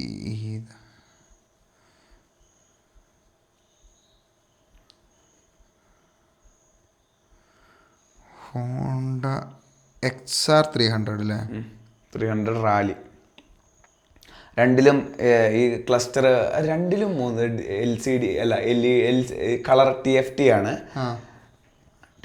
എല്ലിലും അത് തന്നെയല്ലേ? അതെ, രണ്ടിലും കളർ TFT ആണ്. ഹോണ്ടയുടെ ടിപ്പിക്കലായിട്ട് കാണുന്ന ഒരു കളർ TFT തന്നെയാണ് വരുന്നത്. 293cc സിംഗിൾ സിലിണ്ടർ 4 സ്ട്രോക്ക് 4,250 നീ പറഞ്ഞ തന്നെ BHP NM ടോർക്ക്. ഇതൊക്കെ എനിക്കൊന്ന് റിവീൽ മറ്റേ എഞ്ചിൻ വെച്ചിട്ട് പറഞ്ഞതായിരിക്കും അല്ലേ? ടെലിസ്കോപ്പിക് 260 mm ട്രാവലർ ഫ്രണ്ട് വരുന്നത്. ബാക്കോ front rear suspension link monoshock ആണ്, അത് മാത്രമേ കൊടുത്തിട്ടുള്ളൂ. ട്രാവലിനെ പറ്റി ഫ്രണ്ടിൽ അത്രയും 21-18 ബ്രേക്ക് എത്ര വരുന്നത്? 256 mm റിയർ 220. അപ്പൊ അതെന്താന്ന് പറഞ്ഞു കഴിഞ്ഞാൽ വണ്ടിക്ക് 150 കിലോയെ ഭാരമുള്ളൂ. അപ്പൊ പിന്നെ ആ വണ്ടി പിടിച്ചു നിർത്താൻ ആ വലിയ ഡിസ്ക് ഒക്കെ മതി, ധാരാളമായിരിക്കും. ABS ഉണ്ട്, ഡ്യുവൽ ചാനൽ ABS ഉണ്ട്. ഓഫ് ചെയ്യാൻ പറ്റുമോ? ഏത് ഓഫ് ചെയ്യാനുള്ള option? ABS for off roading ഉണ്ട്. അതുണ്ടാവല്ലോ, ഇതിന് മിക്ക എന്തായാലും കൊടുത്തിട്ടുണ്ടാവും. Ground clearance 244 mm to 259. ഇത് സസ്പെൻഷൻ ട്രാവലിന്റെ ഇത് വെച്ചായിരിക്കും. ഇത് ഇവരെ ഈ ടീം BHP എന്നുള്ള അവരുടെ എനിക്ക് തോന്നുന്നു അവർ എസ്റ്റിമേറ്റ് ഇട്ടായിരിക്കണം. സാധ്യതയുണ്ട്. കാരണം എന്താന്ന് പറഞ്ഞു കഴിഞ്ഞാൽ ഈ എക്സ്പൾസ് 200 റാലി സസ്പെൻഷൻ വെച്ച് കഴിയുമ്പോൾ, അതായത് ഫ്രണ്ട് 250 ബാക്ക് 230 ട്രാവലുള്ള സസ്പെൻഷൻ വെച്ച് കഴിയുമ്പോൾ തന്നെ ആ വണ്ടിക്ക് ഏകദേശം 250-260 എങ്ങാണ്ട് മേലെ വരുന്നുണ്ട് ഗ്രൗണ്ട് ക്ലിയറൻസ്. അപ്പോൾ എന്താണേലും ഈ വണ്ടിക്കും അത്രയും തന്നെ വരണം. 240 അത് ഏകദേശം കറക്റ്റ് ആയിരിക്കും കേട്ടോ. ഞാൻ 210-220 ഒക്കെ വിചാരിച്ചു, 240 സാധ്യതയുണ്ട്. എക്സോസ്റ്റ് അപ്സ്വെപ്റ്റ് ആണ്, അത് പറയാൻ വിട്ടു. അതായത് പക്ക ഓഫ് റോഡിങ്ങിനുള്ള പോലെ എക്സ്പൾസിനുള്ള high set under seat side slung ഇത്രയും ചിന്തിക്കേണ്ട ഒന്നുമില്ല. എക്സ്പൾസ് 210 സെയിം സെറ്റപ്പ് ഇത്. പക്ഷെ ഉള്ളിൽ കൂടെ പോയിട്ട് പുറത്തേക്ക് വരാൻ തോന്നുന്നു അല്ലേ?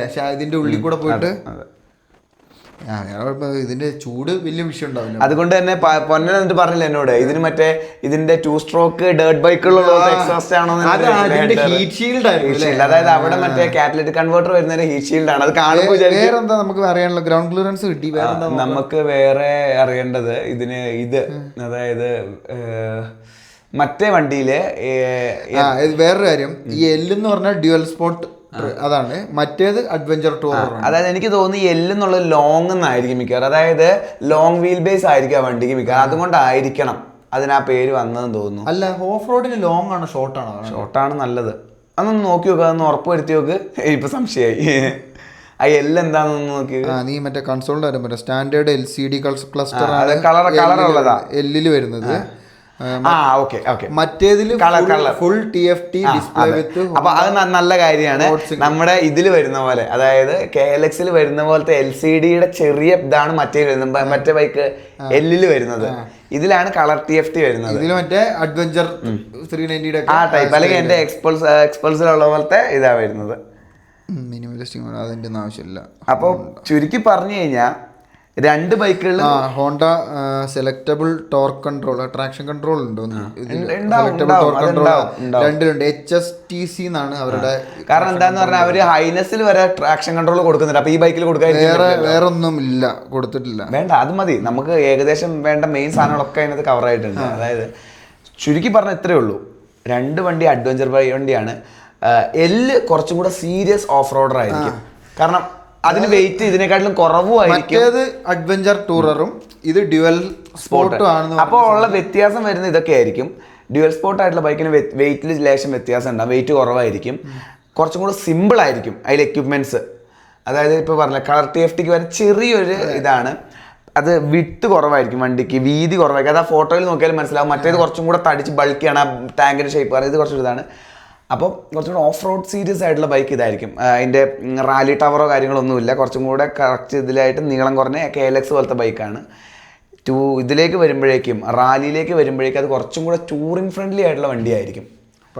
ഒന്ന് ആലോചിച്ച് അതായത് റിലയബിൾ ആയിട്ട് സ്മൂത്ത് ആയിട്ട് ടൂറും ചെയ്യാം, ഓഫ് റോഡും ചെയ്യാൻ പറ്റുന്നൊരു വണ്ടി. അഡ്വഞ്ചർ ടൂററും, അതായത് മറ്റേത് ADV എന്ന് പറഞ്ഞാൽ പ്യുവർ ADV. അതായത് കുറച്ച് ഓഫ് റോഡും, കാര്യമായിട്ട് ഓഫ് റോഡ് അല്ല, കുറച്ച് ഓഫ് റോഡും.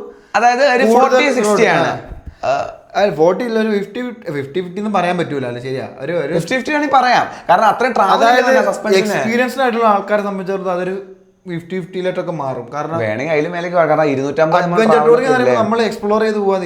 ഇത് മറ്റേന്ന് പറഞ്ഞാൽ പ്യുവർ ഓഫ് റോഡ് ചെയ്യാൻ പറ്റും, ഓൺ റോഡ് ഓടിക്കാനും പറ്റുന്നുള്ള സെറ്റപ്പ് ആയിരിക്കും. അതായത് ശരിക്കും ഇത് ഇത്ര KTMന്റെ അഡ്വഞ്ചർ 390 R-ഉം 390 എൻഡ്യൂറോ R-ഉം ആലോചിച്ചാൽ മതി. സെയിം ഇത് തന്നെ. ആകെ ഹോണ്ടയുടെ വേരിയന്റ് ആണ്. പിന്നെ ഒറ്റ ഇതേ ഉള്ളൂ, ട്യൂബ് ടയർ ആയിരിക്കും രണ്ടിലും. കാരണം ഓഫ് റോഡിംഗ് ആണ് മെയിൻ ഫോക്കസ് ചെയ്തിരിക്കുന്നത്. അല്ല, അത് ചിലപ്പോ അവര് മറ്റേ ടൂറിംഗിന്റെ സാധനത്തിൽ ഇല്ല, രണ്ടിലും നോർമലാണ്, പറയാൻ പറ്റില്ല. രണ്ടിലും നോർമലാണ്. പിന്നെ വേറൊരു കാര്യം ശ്രദ്ധിച്ചത് എന്താന്ന് പറഞ്ഞു കഴിഞ്ഞാൽ 140 ടയറാണ് കൊടുത്തിരിക്കുന്നത്. അതൊരു എൻ്റെ ഒരു അഭിപ്രായത്തിൽ അത് വേണ്ടായിരുന്നു എന്നാണ് ഞാൻ പറയുക. റാലിയിൽ അത് കുഴപ്പമില്ലായിരുന്നു, കൂടുതൽ റോഡ് ഉപയോഗിക്കുന്നതുകൊണ്ട്. മറ്റേതിൽ ഒരു 120 ചെറുതാണ് കൊടുക്കുന്നത്, കുറച്ചും കൂടി നല്ലതായിരിക്കും ഓഫ് റോഡിങ് ഫോക്കസ് ചെയ്യാൻ വേണ്ടി. കണ്ടിട്ട് സിയറ്റിന്റെ ടയർ പോലെയാണ് എനിക്ക് തോന്നിയത്. ഞാൻ അത് മാത്രമാണ് ശ്രദ്ധിച്ചത്. സിയറ്റിന്റെ ആണെന്ന് തോന്നി. അപ്പൊ പിന്നെ വലിയ മൈലേജ് പ്രതീക്ഷിക്കണ്ട അതിനകത്ത്. ആ വണ്ടിയിൽ എനിക്ക് തോന്നുന്നില്ല വലിയൊരു മൈലേജ് കിട്ടുമെന്ന്. എനിക്ക് തോന്നുന്നു ഞാൻ പറയുന്ന വണ്ടിയുടെ മൈലേജ് എനിക്ക് തോന്നുന്നു മിക്കവാറും ഒരു 30 താഴെയൊക്കെ ഉണ്ടാവാൻ സാധ്യതയുള്ളൂ. മറ്റേ വണ്ടിക്ക് എത്ര മൈലേജ് ഉണ്ടാവുമായിരിക്കും അറിയത്തില്ല. 30-32. കാരണം KLXന് തന്നെ ഏകദേശം 32, 33, 34 കിട്ടുന്നുള്ളൂ. അപ്പൊ അതിന് താഴെയോ ഒക്കെ ഇത്ര പവർ ഉണ്ടല്ലോ, ടോർക്കും ഉണ്ടല്ലോ. അതായത് ഒരു 29-ന്റെയും 35-ന്റെ ഇടയിൽ അത്രയൊക്കെ ഉണ്ടാവാൻ സാധ്യതയുള്ളൂ. പിന്നെ ഓഫ് റോഡ് പോകുന്ന സമയത്ത് മൈലേജിന്റെ നോക്കുകയോ വേണ്ട. അതെ, ഓഫ് റോഡ് പോകുന്നവർ പിന്നെ അത് നോക്കുവാനും സാധ്യത. 35 സുഖമായിട്ട് കിട്ടണം. അതെ, റോഡിൽ മാത്രമാണെങ്കിൽ. പിന്നെ ഇതിന് ആക്സസറി ആയിട്ട് എന്തെങ്കിലും കമ്പനിയിൽ നിന്ന് കൊടുക്കുന്നുണ്ട്. ഇപ്പോൾ ഹീറോ ഒക്കെ കൊടുക്കുന്ന പോലത്തെ അങ്ങനത്തെ കമ്പനിയുടെ സപ്പോർട്ട് ഉണ്ടെന്ന് എനിക്ക് തോന്നുന്നില്ല, ഉണ്ടാവാൻ സാധ്യത കുറവായിരിക്കും. പിന്നെ ആക്സസറീസ് നമുക്ക് നമ്മുടെ നല്ല നല്ല ബ്രാൻഡുകളുണ്ട്, അവർ ഓരോന്നായിട്ട് ഇറക്കി തുടങ്ങുമായിരിക്കും. എന്താണേലും സമയമുണ്ട്, 27 എത്തുള്ളായിരിക്കും സാധനം അല്ലേ. പ്രീ ബുക്കിംഗ് എന്തായാലും കൊല്ലം അവസാനത്തിനുള്ളിൽ ഉണ്ടാവും. അടുത്ത കൊല്ലത്തിന്റെ ആദ്യത്തോടെ പ്രതീക്ഷിക്കാം. എന്തായാലും വളരെ അപ്രതീക്ഷിതമായിട്ടാണേലും ഒരു നല്ല വണ്ടിയാണ് ഇറക്കിയെന്നാണ് ഇനീഷ്യൽ ഇതിൽ എനിക്ക് എൻ്റെ മനസ്സ് പറയുന്നത്. ഇനിയിപ്പോൾ ഓരോരോ ആൾക്കാർ ഓടിച്ചു നോക്കണം. ഭാഗ്യമുണ്ട് ഇതേമേ ആ സമയമാകുമ്പോൾ ഹോണ്ടക്കാർ നമുക്കൊരു വണ്ടി എന്നാലും അല്ലേ, നമുക്ക് വല്ല എറണാകുളത്തോ. കാരണം എനിക്ക് മറ്റേ വണ്ടിയൊന്നും അത്ര എന്നെ എക്സൈറ്റ് ചെയ്തിട്ടില്ല. ഇത് RTX ഒന്നും എനിക്ക് അത്ര എക്സൈറ്റ്മെന്റ് അത്ര തന്നിട്ടൊന്നുമില്ല. പക്ഷെ ഈ വണ്ടി എന്തോ എനിക്ക് എൻ്റെ മനസ്സിന് ഇഷ്ടപ്പെട്ടു. കാരണം ഹോണ്ടയുടെ സൈഡിൽ ഇത്രയും പവറുണ്ട്, അത്യാവശ്യം എല്ലാ സൈഡിൽ നിന്ന് നോക്കും വണ്ടി അത്യാവശ്യം നല്ല രീതിയിൽ എക്യുപ്പ് ചെയ്തിരിക്കുന്നത്. പ്രത്യേകിച്ച് ആ എല്ലെന്ന് പറഞ്ഞ വണ്ടി കേട്ടോ, മെലിഞ്ഞ വണ്ടി. കാരണം ഞാൻ ചിന്തിക്കുന്നുണ്ട് ഒരു KLX ആ വണ്ടിയുടെ സൂപ്പറായിരിക്കും. അല്ല ഇതിന്റെ രണ്ടിന്റെയും കാര്യം പറയുന്നതിന് മുമ്പ് അല്ലാണ്ട് നമ്മൾ 2-3 വേറെ വണ്ടികളും കൂടെ കണ്ടായിരുന്നല്ലോ. ആ അതെ, ഇതേപോലെ തന്നെ എനിക്ക് ആ 500 കണ്ടതാണ് എന്റെ മനസ്സിലിരിക്കുന്നത്. പിന്നെ ഇത് കഴിഞ്ഞ് കഴിഞ്ഞാൽ എനിക്ക് ഏറ്റവും ഇഷ്ടപ്പെട്ട വണ്ടി അതാണ്, CB 500 എന്ന് പറഞ്ഞിട്ടൊരു വണ്ടി ഇറങ്ങാൻ പോകുന്നുണ്ട്. എൻ്റെ ഒരു അഭിപ്രായത്തിൽ ക്ലാസിക് 500ന്റെ ഒരു അവതാരം ആയിരിക്കും ആ സാധനം. കാരണം സ്പെക്ക് കൊണ്ട് ക്ലാസിക് 500 എന്തായിരുന്നു അത് തന്നെ കുറെ സ്മൂത്തായ അവസ്ഥയിൽ. 26 ഹോഴ്സ് പവർ, 43 തന്നെ ടോർക്കിന്റെ മോൺസ്റ്റർ ആയിരിക്കും. അതായത് വലിച്ചു കൊണ്ടുപോയിട്ട് പൊളിക്ക്. അതിലൂടെ തമ്പി എക്സോസ്റ്റ് നോട്ടും കൂടി ആയിരിക്കും. സൂപ്പർ ആയിരിക്കും ആ വണ്ടി. കമ്പനിക്കാർക്ക് രക്ഷ ഉണ്ടാവില്ല, അത് കുറെ പടക്ക സാധനം ഇറക്കി വിട്ടു. വേറെ കാര്യം നല്ല കമ്പനിയിൽ നിന്ന് തന്നെ അതിന് നല്ല എക്സോസ്റ്റ് നോട്ട് ഉണ്ട്. പിന്നെ ഇതാണ് മുടിഞ്ഞ വിലയായിരിക്കും ആ വണ്ടിക്ക്. എനിക്ക് തോന്നുന്നു, ഞാൻ പ്രതീക്ഷിക്കുന്ന മിക്കവാറും ഒരു ഓൺ റോഡ് ഇറക്കുന്ന 5 അല്ലെങ്കിൽ 4 അടുത്ത് വരുമായിരിക്കും. ഇപ്പൊ റോയൽ എൻഫീൽഡ് 500 ഇല്ല, 650 ആണ് അവർ ഇറക്കുന്നത്. അതിന് ആ തമ്പി ക്യാരക്ടർ ഇല്ല, ബിഗ് സിംഗിളിന്റെ ക്യാരക്ടർ ആ വണ്ടിക്ക് ഇല്ല തന്നെ. അത് മറ്റാണല്ലോ അല്ലേ, അത് സ്മൂത്ത് ആയിട്ടുള്ള വണ്ടി. ഞാൻ പറയുമ്പോ കുറച്ച് എരപ്പുള്ള ടോർക്ക് മോൺസ്റ്ററുകൾ വേണം. പിന്നെ ഞാൻ CB ഹൈനസ് ഓടിച്ചിട്ടുള്ളതാണ്. ഹൈനസ് ഓടിച്ചപ്പോൾ എനിക്ക് മനസ്സിലായെന്ന് പറഞ്ഞാൽ ഇത് നമ്മൾ എത്ര എരപ്പിച്ചാലും ഇത് വിറയില്ല. വിറവില്ലേ വണ്ടിന്ന്, നമ്മൾ ഞെട്ടിപ്പോ. ഇത് ഹൈ റബ് ചെയ്താലും വണ്ടിന്ന് വിറവില്ല. അല്ല അതാണ് ആ 500 റോയൽ എൻഫീൽഡിന്റെ നമ്മൾ കൊടുക്കുമ്പോഴേക്കും നമ്മളിങ്ങനെ ഹാൻഡിൽ ബാറിൽ എല്ലാം നമ്മളിത് പോയി മറ്റേ ഇതിൽ അള്ളി പിടിച്ചിരിക്കുന്ന പോലെ പറന്നു പോവാണ്. അതെ, അതാണ് അടുത്തൊരു വണ്ടി വരുന്നത്. പിന്നെ ഒരെണ്ണം വരുന്നത് മാക്സി സ്കൂട്ടർ ഉണ്ട്. ADV 160 എന്ന് പറഞ്ഞിട്ട്. ADV 160 എന്നാണ് സ്കൂട്ടറിന്റെ പേര്. ADV വേറെ വല്ലായിരിക്കും. ADV വെച്ചിട്ട് അതുകൊണ്ടൊന്നും അഡ്വഞ്ചർ നടത്താൻ പറ്റുമെന്ന് എനിക്ക് തോന്നുന്നില്ല. അതായത് സംഭവം 14 ഇഞ്ചും ബാക്കിൽ 13 ഇഞ്ച്. ആദ്യം കേട്ട 13 ഇഞ്ചിന്റെ ടയറിലായിരിക്കുന്നത്. അതെന്ത് കോമ്പിനേഷൻ ഒന്നും മനസ്സിലായിട്ടില്ല. വെയിറ്റ് ബാലൻസിങ്ങിന്റെ എന്തെങ്കിലും ആയിരിക്കും. 15 horse power, 13.5 NM torque. Aerox torque ഇരിക്കുന്ന സ്ഥലമാണ്. എനിക്ക് തോന്നുന്നില്ല അവർ രക്ഷപ്പെടുന്നു. കാരണം മുടിഞ്ഞ റേറ്റ് ആണ് അവർ ചോദിക്കുന്നത്. 1.9 ഏകദേശം അത്ര എങ്ങാണ്ടാണ് എക്സ്പെക്ട് ചെയ്യുന്നത്. കാരണം അവർ ബിഗ് വിങ്ങിലാണ് വിൽക്കുന്നത്. അപ്പൊ എനിക്ക് തോന്നുന്നില്ല അത് നിലനിന്ന് പോകുന്നത്. കുറച്ച് നീഷ് കസ്റ്റമേഴ്സ് മാത്രമേ അതൊക്കെ വാങ്ങത്തുള്ളൂ. കാരണം എയറോക്സും ടോർക്കും ഒക്കെ ഭരിക്കുന്ന ഏരിയ ആണ്. അത്രയും വിലക്കുറവില്. അപ്പൊ ഒരു വലിയൊരു പേരിന് അവരാ ഒരു ഭാഗം. കാരണം വണ്ടി കാണാൻ ഒരു രസമുണ്ട്. എനിക്ക് ആദ്യം തന്നെ കണ്ടപ്പോൾ ഒരു പുലി ചാടി വരുന്ന ഒരു സൈഡിൽ നോക്കുമ്പോൾ ആ ഒരു രസമുണ്ട് കാണാൻ. ഒരു വെറൈറ്റി ഷേപ്പാണ്. അതൊരു നല്ല ഭംഗിയുണ്ട്. പിന്നെ ഏതാണ്, പിന്നെ സത്യം പറയാലോ, പിന്നെയുള്ള സംസാരിക്കുന്നില്ല തോന്നുന്നു ഫ്ലെക്സ് ഫ്യൂവലിന്റെ എന്തൊക്കെയോ വണ്ടിയുണ്ട്. പക്ഷെ ഈ ഇതിലെ താരങ്ങൾ എന്ന് പറഞ്ഞു കഴിഞ്ഞാൽ ആ 2 ADV വണ്ടികളാണ്. പിന്നെ റെബൽ എന്ന് പറഞ്ഞിട്ട് 2 വണ്ടി. റെബൽ 350 500. റെബൽ എന്ന് പറഞ്ഞ ഇവരുടെ ക്രൂയിസർ മോഡലുകളാണ്. അതെ, നീട്ടി വെച്ചിട്ടുള്ള ക്രൂയിസർ വണ്ടിയാണ്. ലിക്വിഡ് കൂൾഡ് ആയിട്ടുള്ള എഞ്ചിനാണ് വരുന്നത്. പക്ഷെ അതൊന്നും അധികം വിറ്റൊന്നും പോകില്ല. കാരണം അതൊക്കെ ഭയങ്കര ചെറിയ ആൾക്കാരുടെ വണ്ടികളായിരിക്കുമോ ചിലപ്പോൾ സാധ്യതയുണ്ട്. ഇന്ത്യയിൽ നിന്ന് എഴുതാക്കിയിട്ട് അതാണോ ഒരു എന്തായാലും അതൊന്നും ഇവിടെ വിറ്റുവൊന്നുമില്ല. വീണ്ടും എൻ്റെ മനസ്സ് പറയുന്ന ഹൈലൈറ്റഡ് പ്രൊഡക്ട്സ് അത് രണ്ടുമാണ്. ഈ അഡ്വഞ്ചർ വണ്ടികളാണ്. അത് വില അവർ കറക്റ്റ് ഇട്ടാൽ ആ വണ്ടി ഇന്ത്യ അടുത്തൊരു 5 വർഷത്തേക്ക് മാർക്കറ്റ് വരിക. അത് മാറ്റി മറിക്കും. കാരണം ഒരു മിഡിൽ അത്യാവശ്യം എനിക്കൊന്ന് 2.5-3 ലക്ഷം വരെ അത്യാവശ്യം ആൾക്കാർക്ക് അഫോർഡ് ചെയ്യാൻ പറ്റുന്നൊരു പ്രൈസായി മാറിയിട്ടുണ്ട് ബൈക്കുകളിൽ. ആ ഒരു വിലയിലേക്ക് ഈ സെഗ്മെൻ്റാണ് വളർന്നുകൊണ്ടിരിക്കുകയാണ്. അപ്പോൾ അതിലേക്ക് നേരെ ഇട്ട് കൊടുത്തു കഴിഞ്ഞാൽ അധികം കോമ്പറ്റീഷൻ ഇല്ലാത്തൊരു സ്പേസിലേക്കാണ്. വില കറക്റ്റ് വരണം. വില കൂടുതലാണെങ്കിൽ അത്ര വിറ്റ് പോവില്ല. പിന്നെ അതാണ് ഹീറോയ്ക്കും TVS-നും അടിയായിരിക്കും. റോയൽ എൻഫീൽഡിനെ സംബന്ധിച്ചോളം റോയൽ എൻഫീൽഡ് ഇത് തിരിച്ചു പിടിക്കാൻ പോകുന്നത് ഇക്കൊല്ലം അവസാനം 440 ഇറങ്ങും. അപ്പൊ പിന്നെ ഇതിന്റെ കാര്യത്തിൽ തീരുമാനം ഗുദയാകും. 440 ഹിമാലയൻ അവര് കൃത്യമായിട്ട് അതാണ് അവരെന്തായാലും ഇറക്കുന്ന സ്ഥിതിക്ക് ഇത് കൃത്യമായിട്ട് അവിടെ ഒരു അഡ്വാൻറ്റേജ് ഉള്ള എന്താന്ന് പറഞ്ഞാൽ ഇവർ 300cc ആയതുകൊണ്ട് ടാക്സ് ബ്രേക്കിനകത്ത് ഇവർ വിടും. അപ്പൊ ഇവർക്ക് വില കുറയും. ഹിമാലയൻ 440 ആണ്, വില കൂടും. അപ്പം എന്താണ് കൃത്യമായി നല്ലൊരു പ്രൈസിങ്ങിൽ വെക്കുകയാണെങ്കിൽ ആൾക്കാർ അടുത്ത ഒരിക്കലും ഒരു സുഖമായിട്ടൊരു 5 വർഷത്തേക്ക് നോക്കേണ്ട കാര്യമില്ല. പിന്നെ അത് നോക്കേണ്ട കാര്യമില്ല, നല്ല വണ്ടിയുടെ കിട്ടിയിട്ട് അതായത് നമ്മൾ പറയുന്ന വണ്ടിക്ക് കുഴപ്പമൊന്നും ഇല്ലാന്ന് വിചാരിച്ചിട്ടാണ്. ഹോണ്ടയ്ക്ക് നല്ലൊരു റേസിംഗിൽ ഹെറിറ്റേജ് ഉള്ളതാണ്. ഓഫ് റോഡിങ്ങിലാണെങ്കിലും എന്തിലാണെങ്കിലും അവരുടെ എനിക്ക് തോന്നുന്നു ലോകത്തിലെ തന്നെ ഏറ്റവും ബെസ്റ്റ് ഓഫ് റോഡിങ് വണ്ടികളിലൊന്നാണ് അവരുടെ CRF 500 എന്ന് പറയുന്നത്. 2 സ്ട്രോക്ക്. അതാണ് തോന്നുന്നത് ഗോഡ് എന്ന് പറയുന്നത്, ദൈവം എന്ന് പറയുന്ന രീതിയിലുള്ള വണ്ടിയാണ് അത്, ഈ ഓഫ് റോഡിങ്ങിൽ ഡേർട്ട് ബൈക്കുകളിൽ. അപ്പൊ അത്രയും ഹെറിറ്റേജ് ഉള്ള വണ്ടി കമ്പനിയാണ്. യമഹയ്ക്ക് ഉണ്ട്, പക്ഷെ ഇതിന്റെ CRF 500 എന്ന് പറഞ്ഞിട്ടുള്ള ആ വണ്ടിയാണ് ഏറ്റവും ബെസ്റ്റ് എന്നാണ് ഞാൻ കേട്ടിട്ടുള്ളത്. അപ്പം അവര് ഒന്നും കാണാണ്ട് എന്തായാലും വണ്ടി ഇറക്കില്ല. അപ്പൊ പ്രോപ്പർ R&D ചെയ്ത് ഇതാക്കി കറക്റ്റ് ഷാസിയും സസ്പെൻഷനൊക്കെ 250 mm ഒക്കെ ട്രാവൽ കൊടുക്കാൻ സീരിയസ് ആണ് അവർ ചിന്തിക്കുന്നത്. അത്യാവശ്യം സീരിയസ് ആയിട്ടുള്ള അല്ല, ഞാനതാ പ്രതീക്ഷിക്കുന്നത്. അതായത് ഇവർ ഇത്രയും ആൾക്കാർക്ക് വിശ്വാസമുള്ള ഒരു ബ്രാൻഡ്, നല്ലൊരു സാധനം ഇതുവരെ ഇറക്കാത്തൊരു സെഗ്മെന്റിൽ ഒരു വണ്ടി ഇറക്കുമ്പോൾ അവർ കൃത്യമായിട്ട് അത് ഓൾറെഡി ആൾക്കാരുടെ വിശ്വാസം ഉണ്ട്, അവർക്ക് പേടിക്കേണ്ട കാര്യമില്ല ആ ഒരു കാര്യത്തിൽ. അപ്പൊ അവര് നല്ല രീതിയിൽ ആ വില കൃത്യമായിട്ട്, അതായത് ഈ മാർക്കറ്റിൽ കൊള്ളുന്ന രീതിയിൽ അടിക്കണം. ഇപ്പൊ നിലവിലുള്ള പ്ലേയേഴ്സിനെ കൊള്ളുന്ന രീതിയിൽ വെച്ച് കഴിഞ്ഞാൽ, കാരണം ഇത് ഇവിടെ ഈ എക്സ്പൾസിന്റെ അടുത്തോട്ട് വെച്ച് കഴിഞ്ഞാൽ എന്താ ഗുണം എന്ന് പറഞ്ഞു കഴിഞ്ഞാൽ, എക്സ്പൾസ് ഇത് പറഞ്ഞ ആൾക്കാർ അങ്ങോട്ട് ചാടും, RTXലേക്ക് നോക്കി ഇന്ന് ആൾക്കാർ നോക്കുമ്പോൾ ഇങ്ങോട്ടേക്ക് വരും. അപ്പൊ എന്താന്ന് പറയുക, രണ്ട് വലിയ പ്ലേയേഴ്സിനാണ് അടിച്ചിടാൻ പറ്റുന്നത്. ഒന്നാമത് അവർ ഈ ഇത്രയും പ്രശ്നങ്ങൾ കേട്ടോണ്ടിരിക്കുന്ന ഈ ഒരു സമയത്ത് നല്ലൊരു സ്ഥലത്ത് റിലയബിൾ ആയിട്ടുള്ള കമ്പനിയുടെ ഒരു സാധനം നല്ലൊരു സ്ഥലത്ത് നല്ല വിലക്ക് കിട്ടുക, അതായത് ആൾക്കാർക്ക് വലിയ തരക്കേടില്ലാത്ത രീതിയിൽ കിട്ടുക എന്ന് പറഞ്ഞു കഴിഞ്ഞാൽ, ഇവര് രണ്ട് കമ്പനികൾക്ക് തമ്മിൽ അവർക്ക് വിഷയമാണ്. പിന്നീട് അപ്പൊ ഇവർക്ക് അടി കൊണ്ടുവന്നു കഴിഞ്ഞാൽ ഹോണ്ടക്കാർക്ക് നിലനിൽപ്പ് ഉണ്ടാവും. രണ്ട് ഗുണമാണ് അതിൽ. ഒന്ന്, അവർക്ക് മാർക്കറ്റ് പിടിച്ചെടുക്കാം.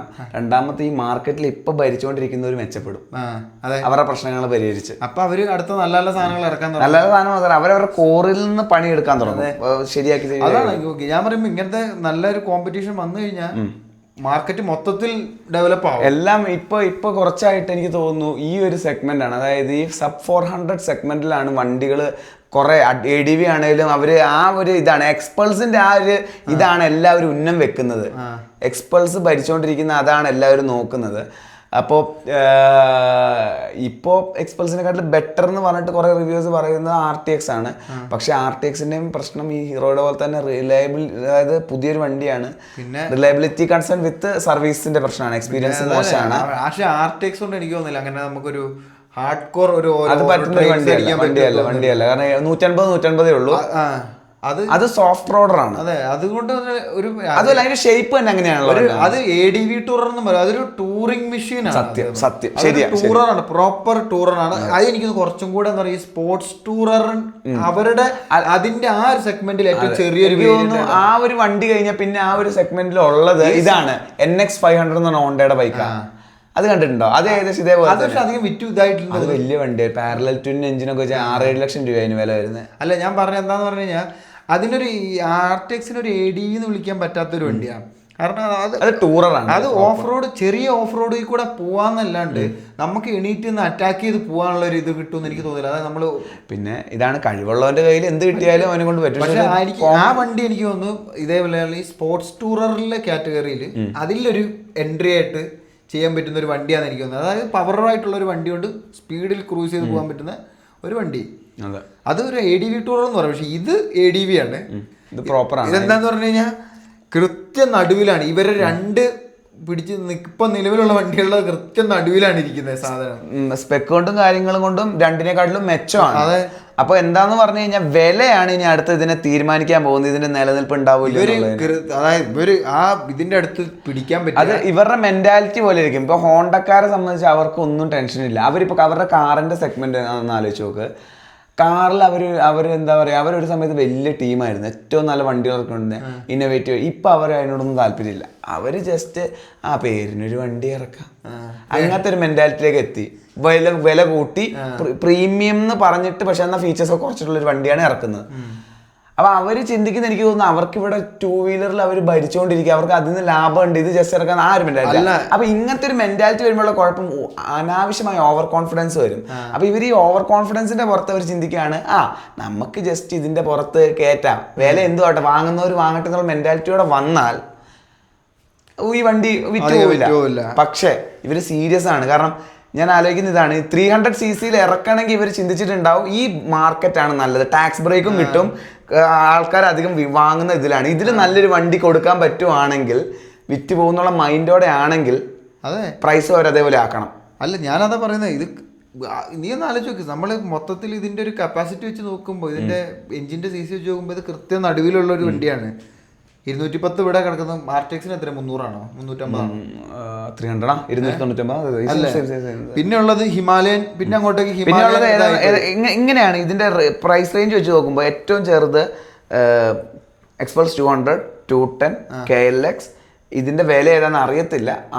അടുത്തത് RTX, അത് കഴിഞ്ഞിട്ട് 250 അഡ്വഞ്ചർ, പിന്നെ അഡ്വഞ്ചർ എക്സ് 390X, 390R, 390. ഇതിന്റെ ഇടയിൽ 250 കഴിഞ്ഞിട്ട് ഹിമാലയൻ 450 ഉണ്ട്. ഇങ്ങനെയാണ് പോകുന്നത്. അപ്പൊ ഈ ഏറ്റവും കൂടുതൽ വിറ്റ് പോകുന്ന സെഗ്മെന്റ് ഇവിടെയാണ്. ഇവരുടെ വണ്ടി ഇരിക്കുന്നത് എനിക്ക് തോന്നുന്നു കൃത്യം നടുവിലാണ്. അതായത് വലിയ പ്ലേയേഴ്സിന്റെ അടുത്തുമല്ല, ചെറിയ ആൾക്കാരുടെ അടുത്തുമല്ല. എന്നാൽ വണ്ടിയുടെ ഇതും ഡിസൈനിങ്ങും സംഭവങ്ങളെല്ലാം വെച്ച് നോക്കുമ്പോൾ, വണ്ടിയുടെ പവറും ഇതെല്ലാം വെച്ച് നോക്കുമ്പോൾ ഇവർ കുറച്ചും കൂടെ മുന്നിലാണ്. RTXന്റെ ഇതിന്റെ ഇടയിലാണ്, കൃത്യം ഇതിന്റെ ഇടയിൽ. ഇവർ രണ്ടുപേരായിരിക്കും ഏറ്റവും വലിയ അടിയാവുന്നത് ഇവർക്ക് വിഷയം വരുന്നത്. അപ്പൊ എന്താന്ന് പറയാ, കൃത്യം ഇതിന്റെ നടുവില് പ്രൈസ്, ഇതിന്റെ നടുവിൽ ഇവർക്ക് രണ്ടുപേർക്കും കൊള്ളുന്ന രീതിയിൽ പ്രൈസ് വെച്ച് കഴിഞ്ഞാൽ പിന്നെ മാർക്കറ്റിൽ ഈ സെഗ്മെന്റ് മുഴുവൻ ഇവരുടെ. അതായത് എനിക്ക് തോന്നുന്നു അങ്ങനെ വന്നു കഴിഞ്ഞാൽ ഇപ്പൊ RTX വന്നപ്പോ തന്നെ 250യുടെ സെയിൽസ് കുറഞ്ഞു. ഏത് അഡ്വഞ്ചർ 250, കാരണം ആ വണ്ടിക്ക് ഒരു അർത്ഥം ഇല്ലാത്ത രീതിയിലായിപ്പോയി. പിന്നെ അതിന്റെ കൂടെ അപ്പുറ സൈഡിൽ നിന്ന് അവർ 350 ആക്കിയപ്പോ അതിന്റെ വില കുറഞ്ഞപ്പോ ഇതിനെടുത്തപ്പോ ഈ വണ്ടിക്ക് ഒരു അർത്ഥം ഇല്ലാത്ത പോലെ ആയി. അപ്പൊ അതിന്റെ ഇത് ഏകദേശം കുറഞ്ഞു. ഇനിയുള്ളത് ഈ RTX ഇതാണ്. ഇതിനെ രണ്ടിനെയും കൂടെ തകർക്കാൻ പാകത്തിന് ഇതിന്റെ നടുവിലേക്ക് ഒരു വില കിട്ടണം ഇതിന്. അതാണ് ഞാൻ പറഞ്ഞത്, അത് വന്നു കഴിഞ്ഞാൽ നടക്കും പരിപാടി. അപ്പൊ എക്സ്പൾസിന്റെ സെയിൽസും കുറയും, ഇതിന്റെയും കുറയും. കാരണം ആൾക്കാർ കണ്ണും പൂട്ടിയിടും, കാരണം ഹോണ്ട അല്ലേ. അപ്പൊ അങ്ങനെ ആവട്ടെ, നമ്മൾ പ്രതീക്ഷിക്കുന്ന അതാണ്. എന്താണേലും സ്പെക്ക് കൊണ്ട് ടെസ്റ്റ് ഡ്രൈവ് ഒക്കെ കിട്ടുമോ നോക്കാം. അതെ, സ്പെക്ക് കൊണ്ട് വണ്ടി നല്ല വണ്ടിയാണ്. കാരണം നമുക്കിത് ഓടിച്ച് ഇത് പറയണ്ട, നമുക്കൊരു കൃത്യം ഇതിന്റെ വണ്ടി എങ്ങനെയുണ്ടെന്ന് പറയാൻ പറ്റില്ല. ഞാൻ വേറെ ഹോണ്ടയുടെ വണ്ടി ഓടിച്ചിട്ടില്ല, അതുകൊണ്ട് എനിക്ക് ഹോണ്ടയുടെ ഇതിനെ പറ്റി എനിക്ക് മനസ്സിലായ ഒരു കാര്യം എന്താന്ന് പറഞ്ഞാൽ, ഇതില് ഈ കുറെ റിവ്യൂ കണ്ടിട്ടും ഇതൊക്കെ നമ്മൾ സ്പെക്സ് അല്ല ഒരു വണ്ടിനെ തീരുമാനിക്കുന്നത്, അത് പ്രോപ്പറായിട്ട് വണ്ടി ഡെവലപ്മെന്റ് നടത്തിയിട്ടുണ്ടോന്ന് അറിയണത് ഓടിച്ചു നോക്കണം. അതെ പറഞ്ഞ.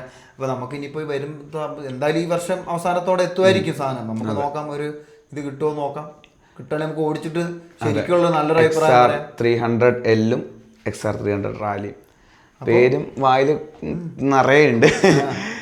ആ ഒരു വിലയിലാവട്ടെ. അപ്പൊ ഇത്രയൊക്കെ തന്നെയുള്ളൂ നമുക്ക്. എനിക്ക് തോന്നുന്നു ഇതിന്റെ വിശേഷങ്ങളും കാര്യങ്ങളും പ്രതീക്ഷിക്കാണ്ട് പെട്ടെന്നൊരു സാധനം ചാടി വന്നു. ഇനി അടുത്ത ഇതേപോലെ വരാൻ ചിലപ്പോൾ ഒരു മാർക്കറ്റിൽ എക്സ്പൾസ് 200ന് വെല്ലുവിളിയായിട്ട് വരാൻ പോകുന്നൊരു വണ്ടി ബജാജുകാർ ഇതാക്കുന്നുണ്ട്. ടെസ്റ്റിങ് കുറേ സ്പൈ ഷോട്ട് ഇതായിട്ടുണ്ട്. ഒരു air cooled off roader, proper off roader, weight കുറഞ്ഞ 150 കിലോ ഒക്കെ ഉള്ള 200ന് വെല്ലുന്ന വണ്ടിയായിരിക്കും അത് വരും. ബജാജ് എന്ന് പറഞ്ഞു കഴിഞ്ഞാൽ റിലയബിലിറ്റി വിത്ത് സർവീസ് ക്വാളിറ്റി എല്ലാം നല്ലതാണെന്നാണ് പൊതുവെ ഞാൻ കേട്ടിട്ടുള്ളത്. അവർക്ക് അങ്ങനെയൊന്നുമില്ല. അതുമല്ല, അവർക്ക് നല്ല ഒരു പയറ്റി തെളിഞ്ഞ് 150 തൊട്ട് 250 വരെയുള്ള എയർ കൂൾഡ് എഞ്ചിനുകളുടെ ഇതുണ്ട്. അല്ല, അതിന്റെ ആവശ്യമില്ല. ഇവര് ഇതാക്കുന്ന ഏറ്റവും കൂടുതൽ ആൾക്കാർ വിറ്റ് പോകുന്ന എക്സ്പൾസ് 200ന്റെ മാർക്കറ്റിലേക്ക് നോക്കാനായിരിക്കും. അതായത് ചെറിയ വെയിറ്റ് കുറഞ്ഞ വണ്ടി, അത് KLX പറ്റുന്ന. ഇവർക്ക് ഈ സെഗ്മെന്റിലൊക്കെ ഇതുണ്ട്. 250cc അവർ മിക്കവാറും പ്രതീക്ഷിക്കുന്നത് 200-150 cc ആയിരിക്കും വണ്ടി വരുന്നത്. 250 അവർക്ക് എടുക്കാൻ പറ്റുവാണെങ്കിൽ ഒരു 25 ഹോഴ്സ് പവർ, 21 തന്നെ. അതായത് പക്ക എക്സ്പൾസ് 200ന്റെ പവറുള്ള ഒരു ചെറിയ മിനി ഓഫ് റോഡറാണ് അവരുടെ നിന്ന് വരാൻ സാധ്യത. അത് എക്സ്പൾസിന് അടിയായിരിക്കും ഹീറോക്കാർക്ക്. അത് അപ്പൊ അതെ, കണ്ടറിയാം അതെന്താണ് അവർ കണ്ടറിയാം. അതെ, വണ്ടികൾ വരും മാസങ്ങളിൽ കണ്ടറിയാം. അനേകം വണ്ടികൾ വരുന്നുണ്ട്. ADV ഇഷ്ടമുള്ള, ഓഫ് റോഡിങ് ഇഷ്ടമുള്ളവർക്ക് വളരെ സന്തോഷം നിറഞ്ഞ കാലമാണിത് നമ്മൾ ജീവിക്കുന്നത്. ഓഫ് റോഡിനോട് താല്പര്യമുള്ളതുകൊണ്ട് നമ്മൾ ഇതിനെപ്പറ്റി സംസാരിക്കുന്നു. അതായത് ഓരോ മാസവും വണ്ടികൾ, പുതിയ വണ്ടികൾ ഇങ്ങനെ ഇറങ്ങിക്കൊണ്ടിരിക്കുകയാണ്, നല്ല നല്ല വണ്ടികൾ. അതൊരു നല്ലൊരു കാര്യമാണ്. എനിക്ക് തോന്നുന്നു അതുകൊണ്ട് തന്നെയാണ് ഈ സെഗ്മെന്റ് ഇങ്ങനെ വളർന്നുകൊണ്ടിരിക്കുന്നത്. കമ്പനികൾ ഇതിലേക്ക് നല്ല കോൺസെൻട്രേഷൻ ചെയ്യുന്നുണ്ട്. അപ്പം ഇനിയും വളർന്നു വരട്ടെ. പിന്നെ ഇവിടെ നല്ല ഭരിച്ചുകൊണ്ടിരിക്കുന്ന, എന്നാൽ സർവീസ് കൊണ്ടും ക്വാളിറ്റി കൊണ്ടും റിലയബിലിറ്റി കൊണ്ടും മോശമായിരിക്കുന്ന എല്ലാവരും ഈ വണ്ടി വരുന്നതിലൂടെ മാറാനുള്ളൊരു മെന്റാലിറ്റി വരട്ടെ, അവർക്ക് വരട്ടെ. അപ്പോൾ അതുവരേക്കും ബൈ. ഇത് 1 മണിക്കൂറിന് വെളി പോയോ നോക്കട്ടെ. ആ